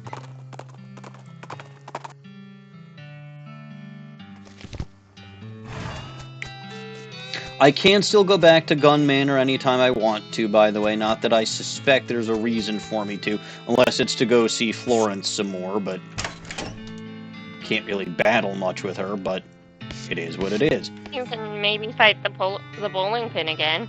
Yeah, that's about it. Hey, I need some help tracking down some missing mail. How do you mean? A mail delivery went missing on the way to Breadwood, and I'm hunting it on behalf of their mayor. Local mail station has a bunch of route maps, but I don't know which one I need. Well, that information ain't exactly secret, but I ain't supposed to just give it out either. Delivery going missing is bad news, though, so I suppose it'd be alright just this once. Wait here a sec. Thanks! After a couple of minutes, she comes back with a sheet of notepaper. Okay, so each map has a code number on it, you see, based on the region and direction of travel. She explains how to work out the code you need, gives you a cheat sheet for reference. Got an item postal code sheet. Thank her and leave. Well, wasn't she helpful? She's good at her job. Yes. Alright, so before I do that, though, I'm gonna go to Roy Bean's House of Justice and Jelly Beans. Because that's definitely a good place to go. It seems an important place to be. Well, it's because I've got a letter for him. I found this letter addressed to you. A letter? You hand over the letter. He opens it, reads it, snorts derisively, and tosses it in the fireplace behind him. I still gained 53 XP. Thanks anyway. Nod. Alright, so I got back all of his jelly beans. Single yellow jelly bean in this case, with the sign that says Paraguayan Murder Bee Honey Jelly Bean. Very rare, 6,000 meat. What kind of lunatic would pay 6,000 meat for a single jelly bean? Not me. Dawning didn't notice anything in there.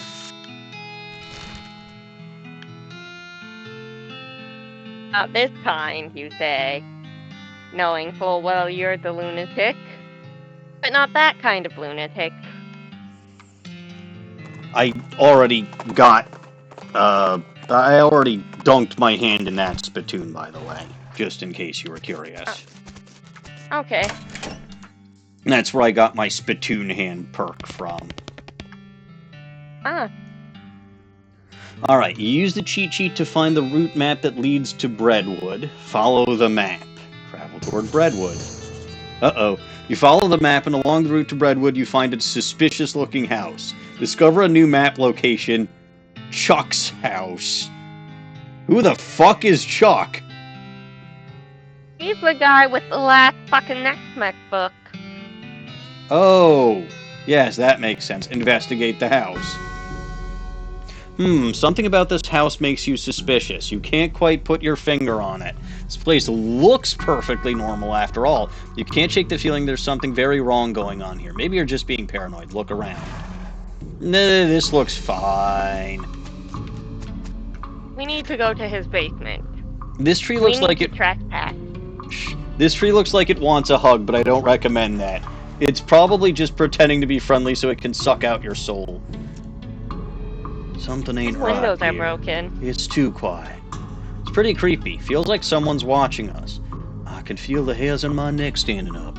I ain't scared of nothing, but why are we doing this again? Because I fucking feel like it. Uh-oh. It's unmarked. There's no name on it or anything. Huh. I wonder if those are the two other guys that escaped during the eclipse and were found. Maybe.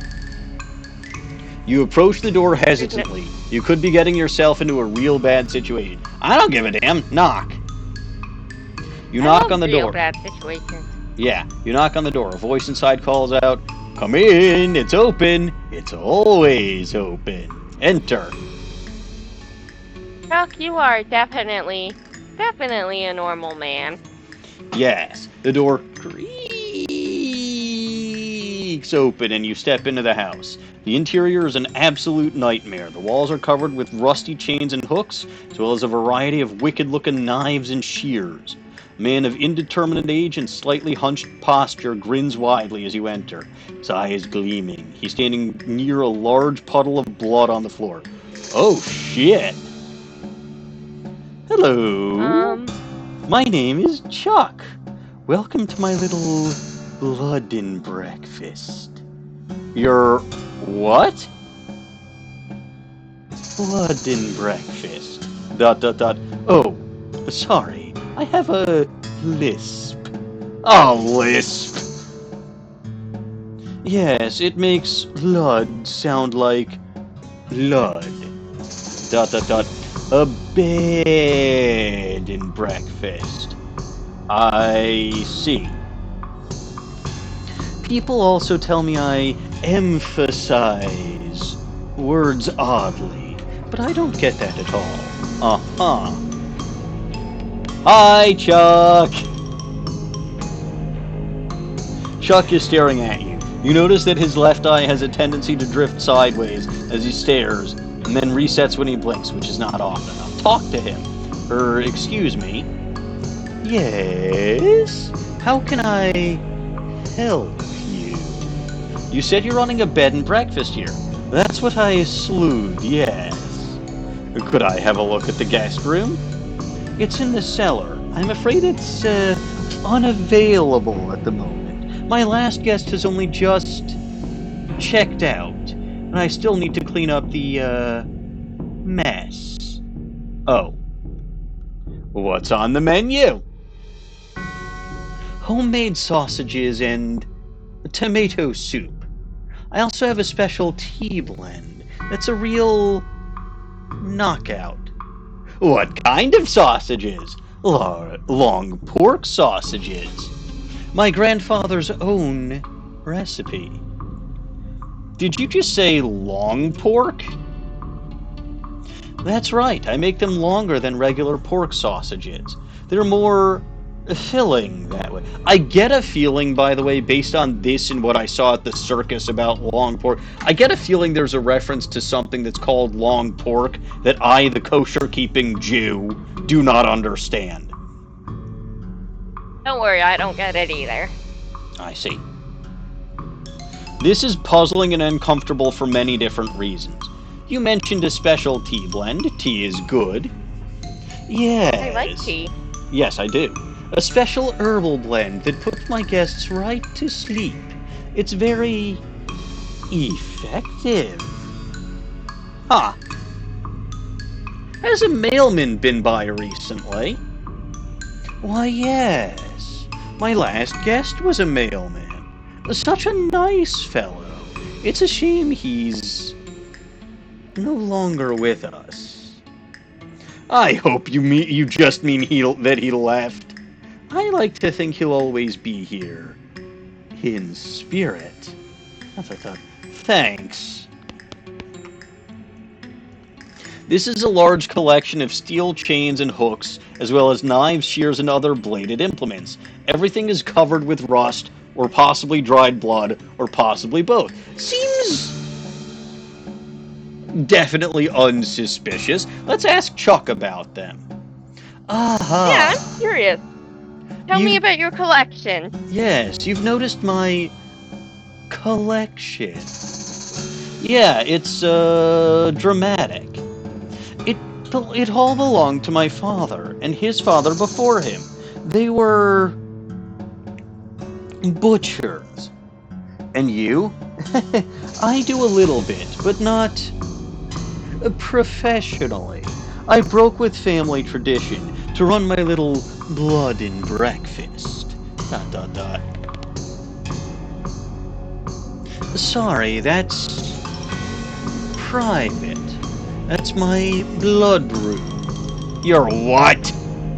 My blood room. My bedroom. Oh, right, gotcha. Never mind then. A little pantry shelf with various tins and jars on it. Take a closer look. There's nothing very unusual, but you do notice 2 jars of tea leaves labeled Sleepy Time and Earl Grey. Switch the labels. You surreptitiously switch the labels. Chuck doesn't seem to have noticed. There's a kettle on the stove and it's still hot. There's a lot of blood on the floor here. Hey Chuck, what's with this ketchup? I can't help but notice you have a giant pool of blood on your floor. Blood? Oh, no. I can see why you might think that, as this is certainly rude-like blood. But this is tomato soup. Tomato soup. Yes, I spilled my lunch. Very clumsy of me. I was just getting started cleaning it up when you arrived. I see. Vampire or cannibal? That's an excellent question. Given what I know about the sequel to this game, I'm gonna have to say vampire. I'm gonna say cannibal because of the butcher stuff. I see.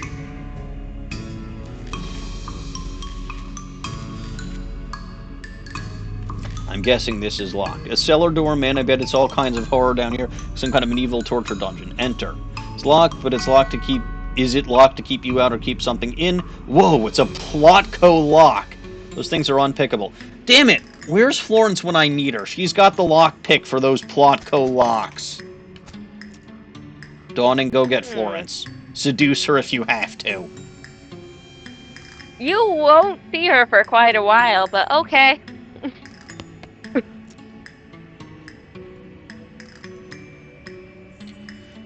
Could I have a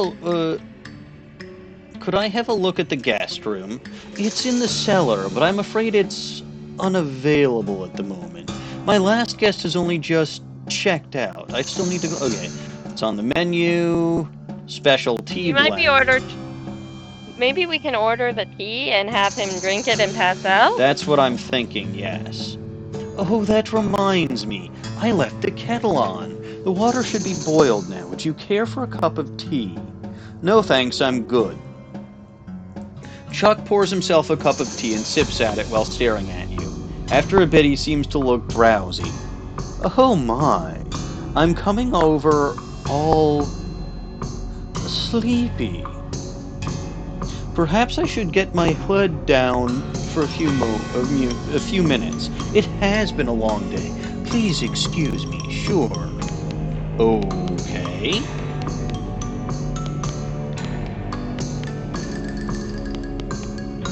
So I can enter his bedroom now.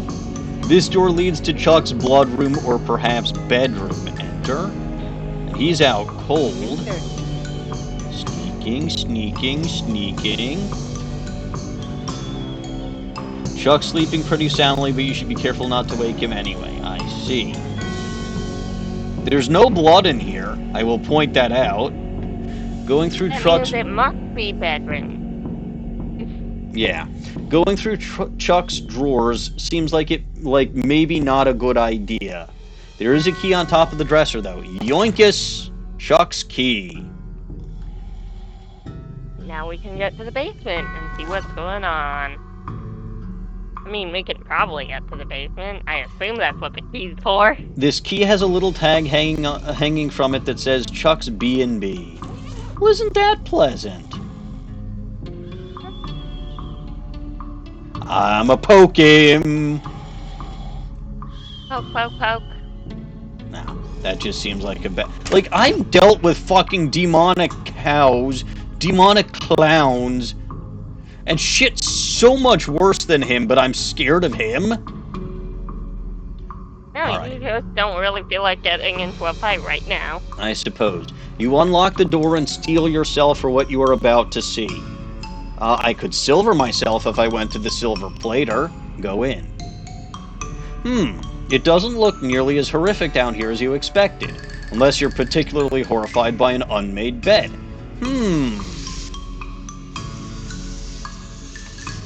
Blank postcard on the nightstand, we'll grab that. Books left over by previous guests. See if there's anything good. Advanced Beancraft, locks and how to pick them, dark forbidden secrets of Necromancer. Kinda sounds like we want them all, yeah. Also, I told you. I have lockpicking? Okay, so I can sell that. Yeah, but... Might as well go down this path because I already fucking have the others, so... The book is in a language that you don't understand, but you gradually get the hang of it as you read. First you figure out the word for gun, then you figure out the word for teeth, then you just kind of skim through the rest of it. Got a perk, Ray Skeletal Gunslinger, you turn the last page, book vanishes into love, you don't feel so well. You've gone too far. Corrupt Obsession, what the hell does that do? I don't know. I just know that this book exists. Advanced Beancraft, Volume 59. Already learned all the techniques in this book. You do manage to pick up some tips and tricks from notes the previous owner left in the margins. 150 XP. Library and donate the book to it. Wasn't that pleasant? It is, yeah. It's always good to help libraries out.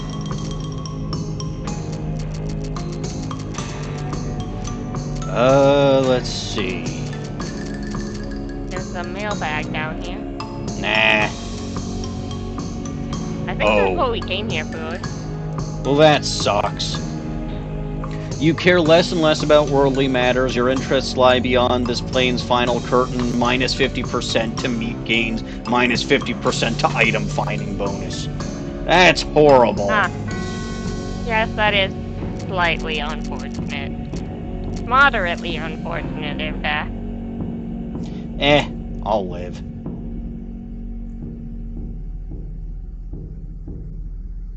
Wow. So melee damage penalty is -9, spell damage bonus +98, range damage, I still have a net positive on range damage, it's +1.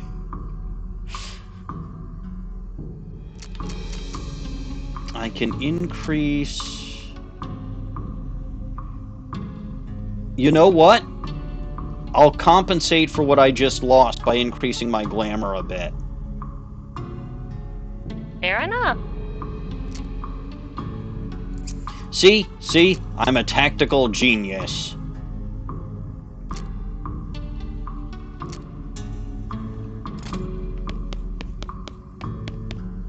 Wait, there was something else down there that I needed to grab. Oh hey, it's a bag of mail.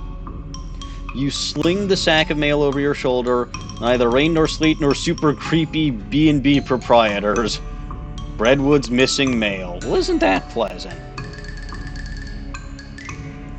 As you're climbing out of... Maybe he's awake again and we can check on him. Well, as you're climbing out of the cellar, a mailman approaches you. Oh man, thank goodness, you found my mail. This mailbag is yours. Yes, I've been stressed out lately, so I took a day off and rented a room here for a sort of mini vacation. Chuck's a great guy. Little weird, I guess, but real personable. And his cooking is great. The tomato soup and those great big sausages, his tea did wonders for my insomnia, too. It did seem pretty effective. Anyway, I forgot my mailbag and wasn't sure where I left it. So I've been retracing my steps for ages. Thanks for finding it. Sure, no problem. Here you go. Mailman walks away with the bag over his shoulder, whistling a cheerful tune. Well, that's sorted, I guess. Chuck's still sleeping, isn't he? We need to check. Maybe he's woke up. No, he's still sleeping.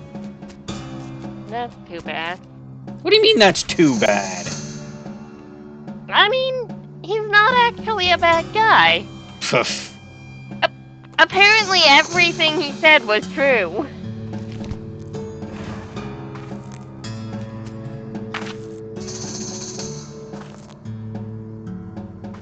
Huh. All the buildings in this town are a little weirdly hazy and translucent, like, oh, ghosts. It's literally a ghost town. Welcome to Ghostwood.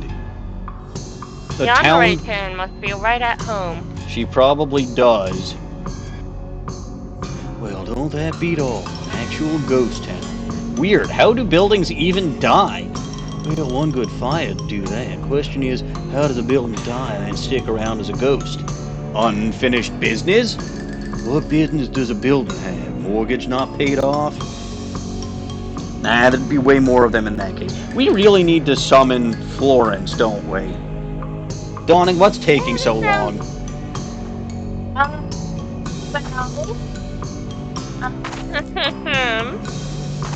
We're busy.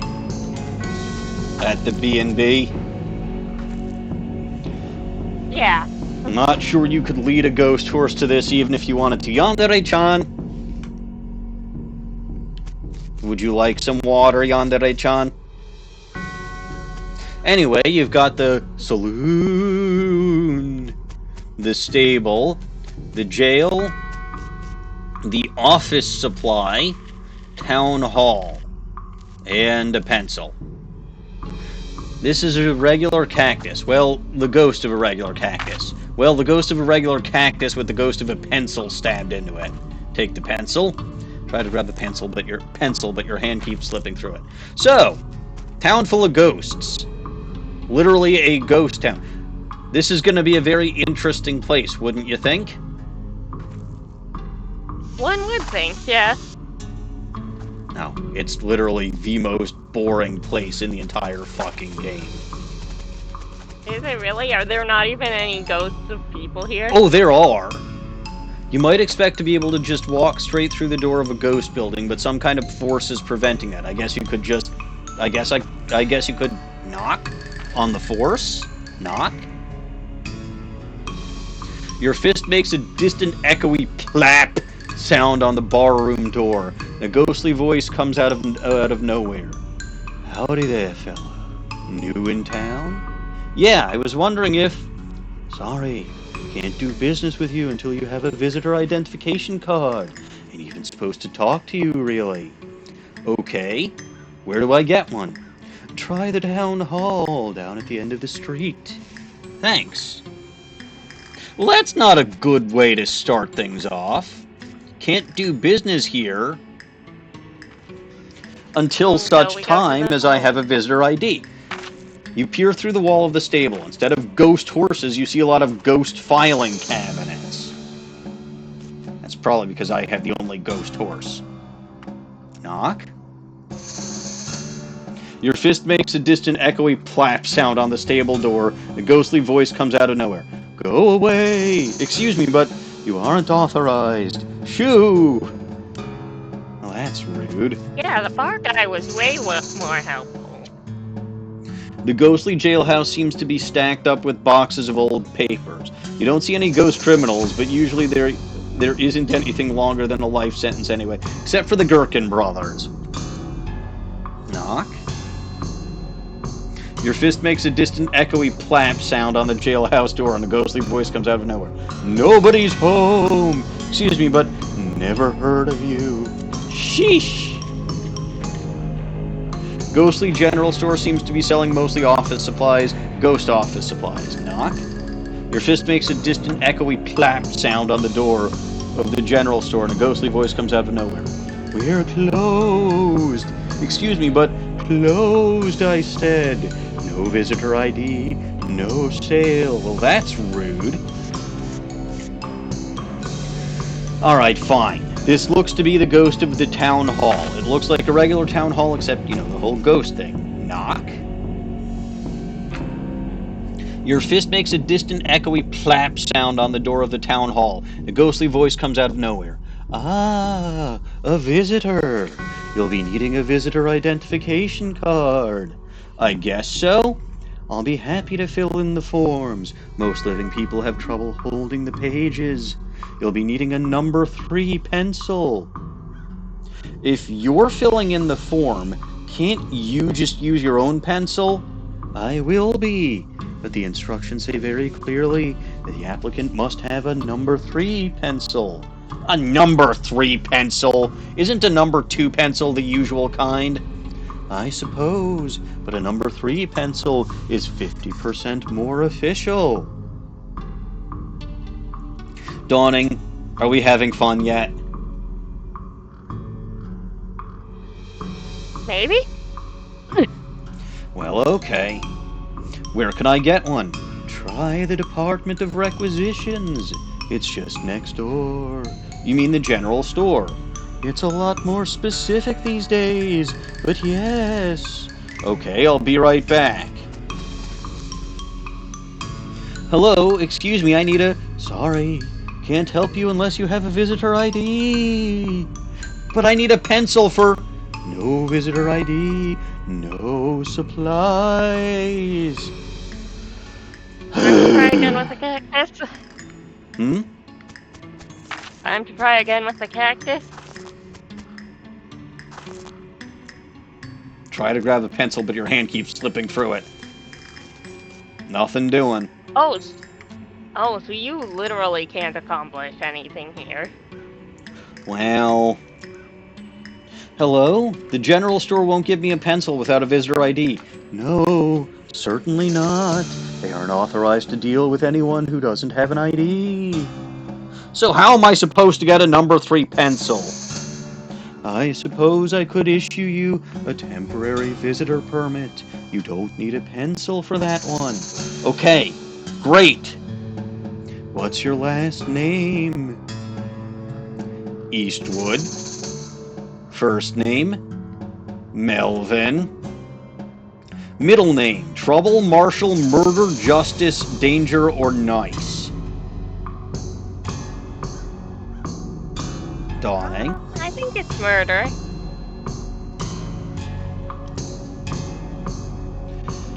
Great. Where are you from? Wait. Why did it become edgelord? It was I literally clicked on murder. Edgelord wasn't even an option. It wasn't. I think the game just fucking hiccuped. Great. Where are you from, Melvin Edgelord Eastwood? Little farm outside. Apparently that's...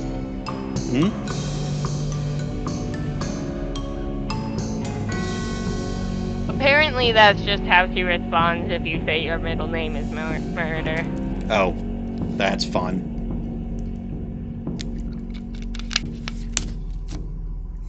A little farm outside Boring Springs, staying in dirt water at the moment.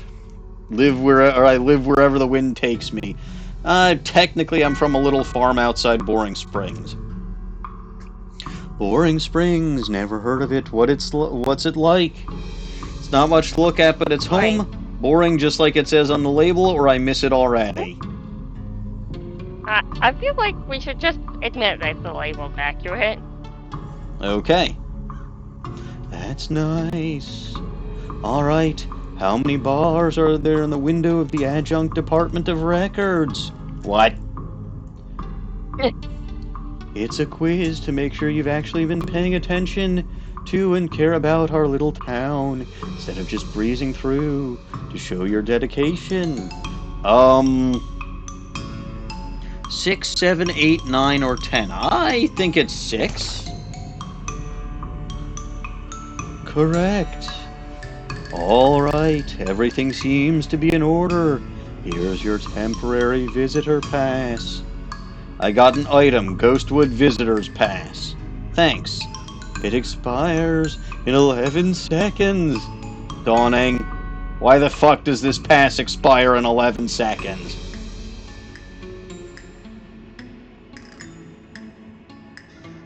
They have a bad sense of time on account of the being dead. Probably. Anyway, should I try to go to the general store and get myself a pencil? I don't think I'm going to be able to do it in 11 seconds. No, probably not. Should I try anyway? We should try the cactus. Okay. Aha! You managed to snag the pencil with the corner of your temporary visitor pass and yank it out of the cactus. Ah, shit. This is a number 4 pencil. Well, I have a ghost pencil. It's too official, though. What? You didn't know pencils have ghosts? What do you think ghostwriters use? This is just a temporary permit card while you apply for an actual visitor's ID card. Has Melvin Edgelord Eastwood written on it, and has it probably already expired?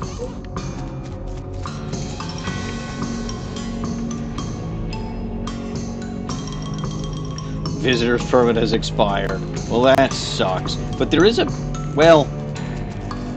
Let me see how she reacts to a number 4 pencil first. Okay, I got a pencil.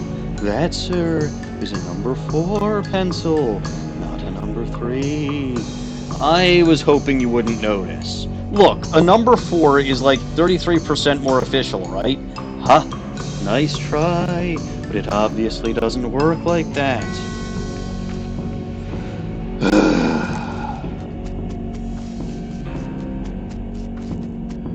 Sharpen a pencil.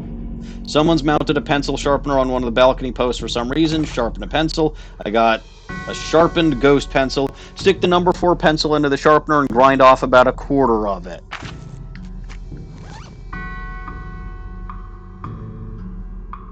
This is a ghost of a number 4 pencil which you sharpened the hell out of. Hooray!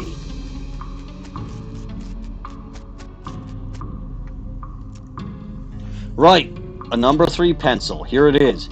That's a number 4 pencil. No, it's 75% of a number 4 pencil. I see. I don't see anything about this in the bylaws. Very well. I suppose it will do. Let's get you started on that visitor identification permit. Thank God. Last name, Eastwood. First name, Melvin. Middle name, Murder.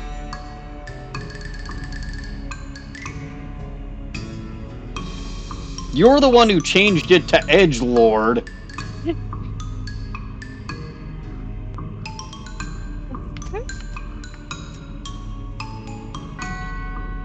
But fine. I don't like it.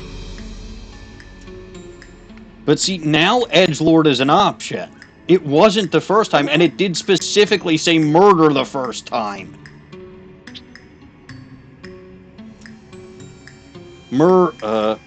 Edgelord, I guess. Melvin Edgelord Eastwood. Yep, that matches what it says here. Good. Where are you from? Boring Springs. Oh, yes. I've heard of it. I hear it's a real crap hole. You heard that from... From me, yes. Okay, last question. How many bars are in the window of the Adjunct Department of Records? 6? Uh-oh. Nope, I'm afraid you'll have to be a little more observant than that. You hear paper tearing. But it was 6 last time. I didn't ask the same question last time. Damn it!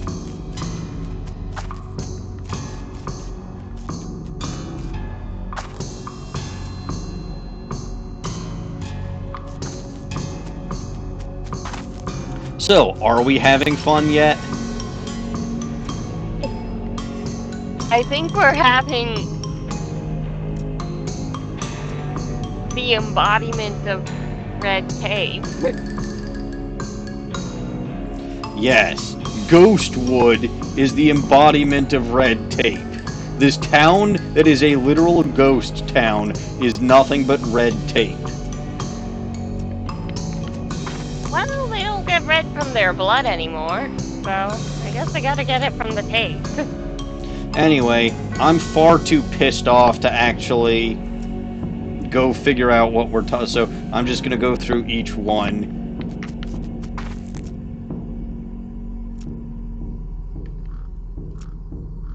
It's probably faster to just... Okay, so it was 10. Unless she's changing the question every time, in which case I'm mad, but whatever.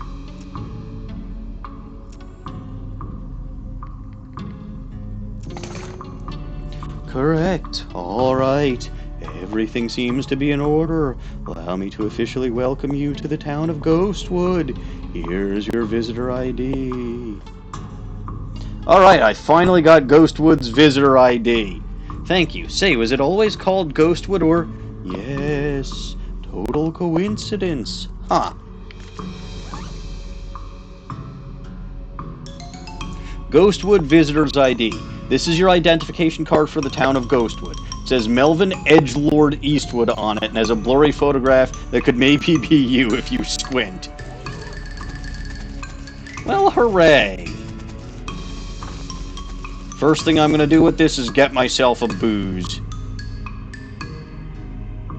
I need a drink immediately. Knock, knock. Well, I need a drink and I don't even drink. Yes. What can I do for you, Mr. Eastwood? I need a drink immediately.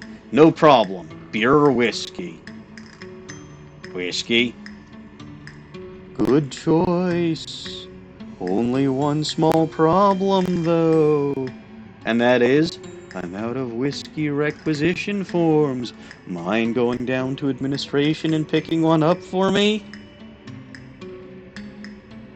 Are you fucking kidding me? What the fuck is wrong with this town? Can I at least get a beer? Alright, just gotta take your name down for the requisition slip. Ugh. Last name, Eastwood. First name, Melvin. Middle name, I wanted it to be murder, but your fucking dipshit over at the whatever changed it to fucking edgelord. Let me match that against your visitor ID. Melvin Edgelord Eastwood. Yup, that's fine. 103 meat, including the deposit on the bottle.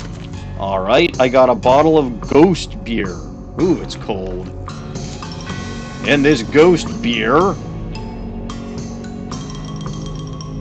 increases muscle, mysticality, and moxie by 5 for the rest of the day, which is not bad. It isn't clear if it isn't clear if this is a beer that died or if ghosts made it pre-dead. One thing's for sure, it's bound to be even less filling than light beer. Good! Beer without all the calories. Let's see if I can get myself a whiskey. You have passed for that. Yeah, well. Alright, so which one is administration? I would assume it's the town hall, but Probably is, yeah. that's where I expect it to be. Okay, need a whiskey requisition form for the bar down the street. Bar, oh, you mean the Department of Libations. Yes, it can't even be a bar, it has to fucking be a Department of Libations. Sure, I can give you a whiskey requisition form. Great. That's what I'd like to say, but I'm out of form transfer envelopes. What? Can't transfer a form to a different department without a form transfer envelope. Make sure it doesn't get tampered with during transport. You must be fucking joking. No, sir. This is serious business. I'll tell you what, though.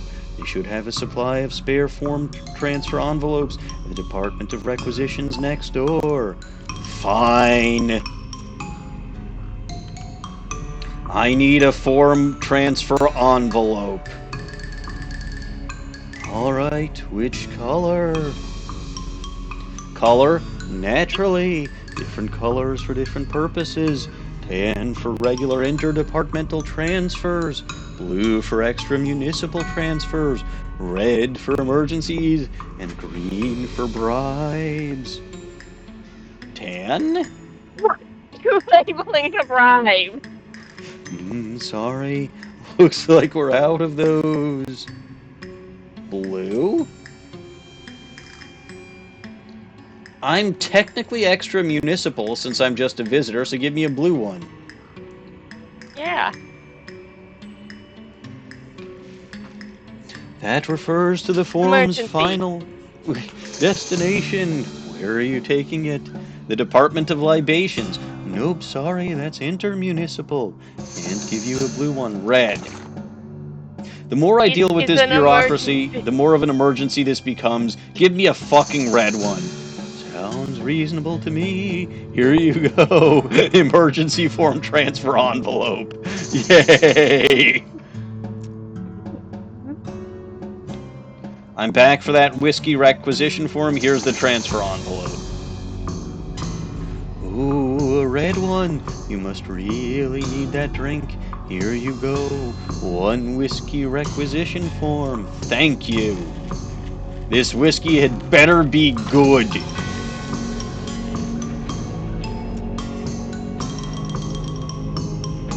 Ooh, a red transfer envelope. You must really be thirsty. Okay, let's get this filled out. Now I gotta make sure that I actually get it right, because if he tears up that form, I'm fucked. Eastwood. Melvin. Edgelord. Let me match that against your visitor ID. Melvin Edgelord Eastwood. Yup, that all looks good. So can I get that whiskey now?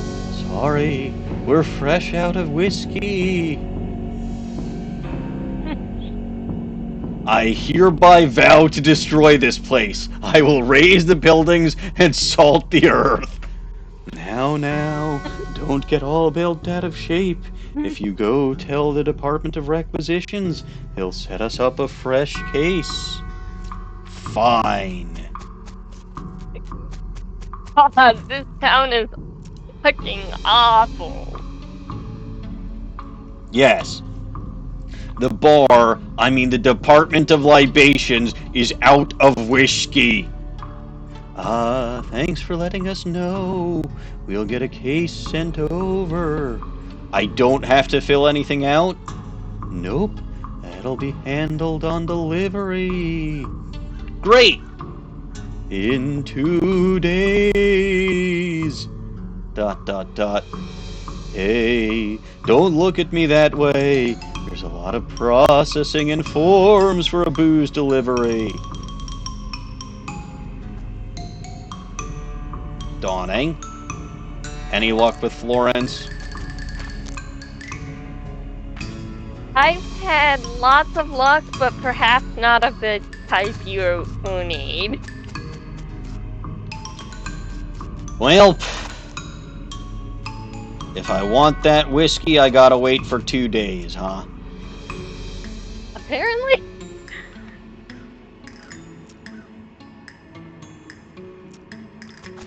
So yeah, I will need to talk to these guys about Breadwood. So I'm not gonna, so spoilers, I'm not gonna sleep the 2 days now because guess what? Something else is gonna take 2 days too, but we are not done with Ghostwood yet. You are going to want to kill all of these ghosts very quickly if you don't already. I mean, at least I got the beer, but Jesus fucking Christ, wow. Anyway, last thing I think I'm going to do for today, because Little Goblin may note that I'm running a wee bit late.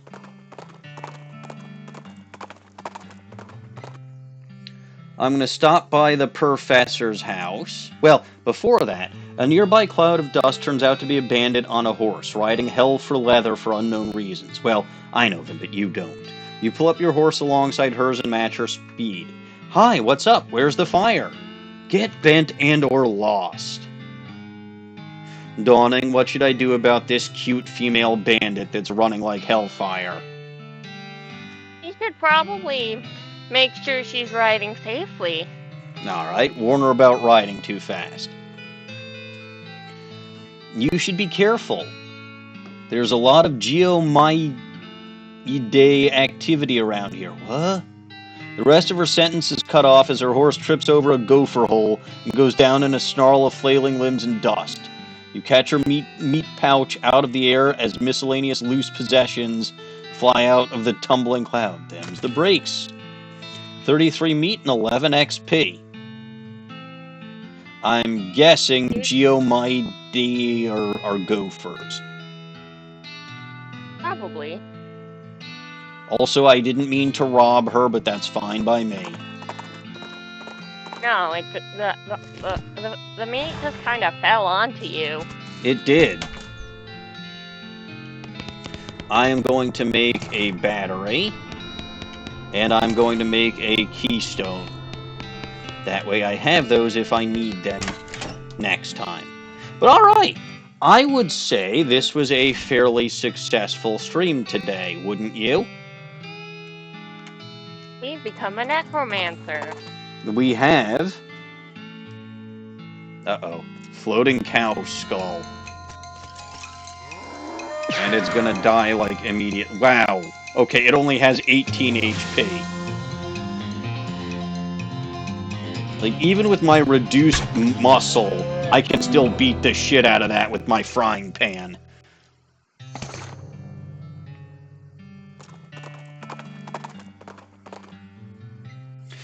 Yeah, so we're back here in Dirtwater. We got 2 more crowns today. We got the Gold Tooth crown and the Necromancer's crown. We finally... Well, we got 2 more spittoons also. We finally dealt with the last of what was in the Dutch oven mine, thus completing or acquiring Murray's Curiosity and Bean in Dirtwater, meaning that there's only one more shop in Dirtwater to get. We also finished the Reckoning at Gun Manor DLC content. and prove that I still can't get out of being a Noodleman-At-Law even in West of Loathing. And we did a couple of other odds and ends missions, including one more favor for the mayor of Brentwood. We built a fucking bridge out of goddamn bones. As one does. I could have also made one out of El Vibrato instead, which sounds like a much better option, or I could have let Brentwood actually get that deal, because there was really no reason for me to not, but I wanted to show an alternate method, because most people will probably just go the Brentwood method. As the little rectangle happens to say, though, which I don't know why it says that, I don't know where that came from, but it says, I have made some regrettable life choices. I have indeed made some regrettable life choices in this game, but I had to show you what going full-on Necromancer would do. Y'all can choose in the future. If you want to play this game, if you want to do whatever, you can choose to go that route, you can choose to not go that route. It's up to you, because how you play the game is how you play the game. Lots of different things you can go, lots of different equipment you can use. But yeah, I think that's going to about do it for me for today.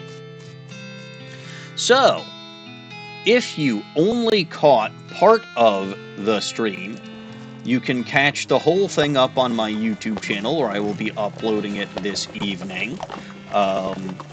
You can also catch me, if you're watching this on YouTube, you can catch me on my Twitch channel there. Normally, I go live Monday and Wednesday evenings at 7:30 p.m. U.S. Central Time. I did not go live 2 nights ago because it was a Jewish holiday. I'm glad to have been back tonight, but Monday evenings are Ace Attorney 3. Wednesday evenings are West of Loathing. Yeah, I've basically completed the Necromancer side quest. There's still a decent amount of stuff for us to do, so don't worry. It's going to be probably at least a couple more streams of this. Especially since a lot of the stuff that I think I have to do, I'm not 100% sure how to do it. We'll get there. Anyway, yeah, you can also catch me on the Bulba Garden channel over there, where I go live on Sundays at 8:30 a.m. U.S. Central Time with Pokemon Y version, my fairy type challenge run. You can also catch DawningWinds, who's been in VC with me this whole night, on the Bulba Garden channel as well. And you can also catch Dapper Cody, who I believe will have to come up with a new series now that he's finally finished his rental randomizer of Stadium 2.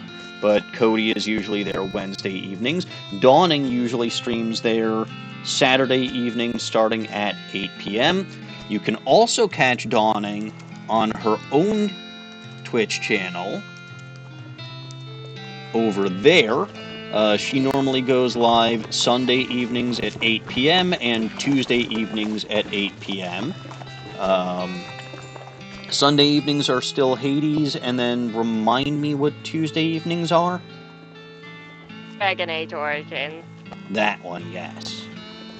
Other streamers that you can find on the Bulba Garden channel include Mochi, Magnadeath, and the Caps Fan. You can also find Caps on his own channel over there.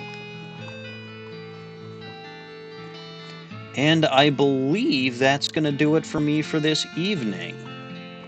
So,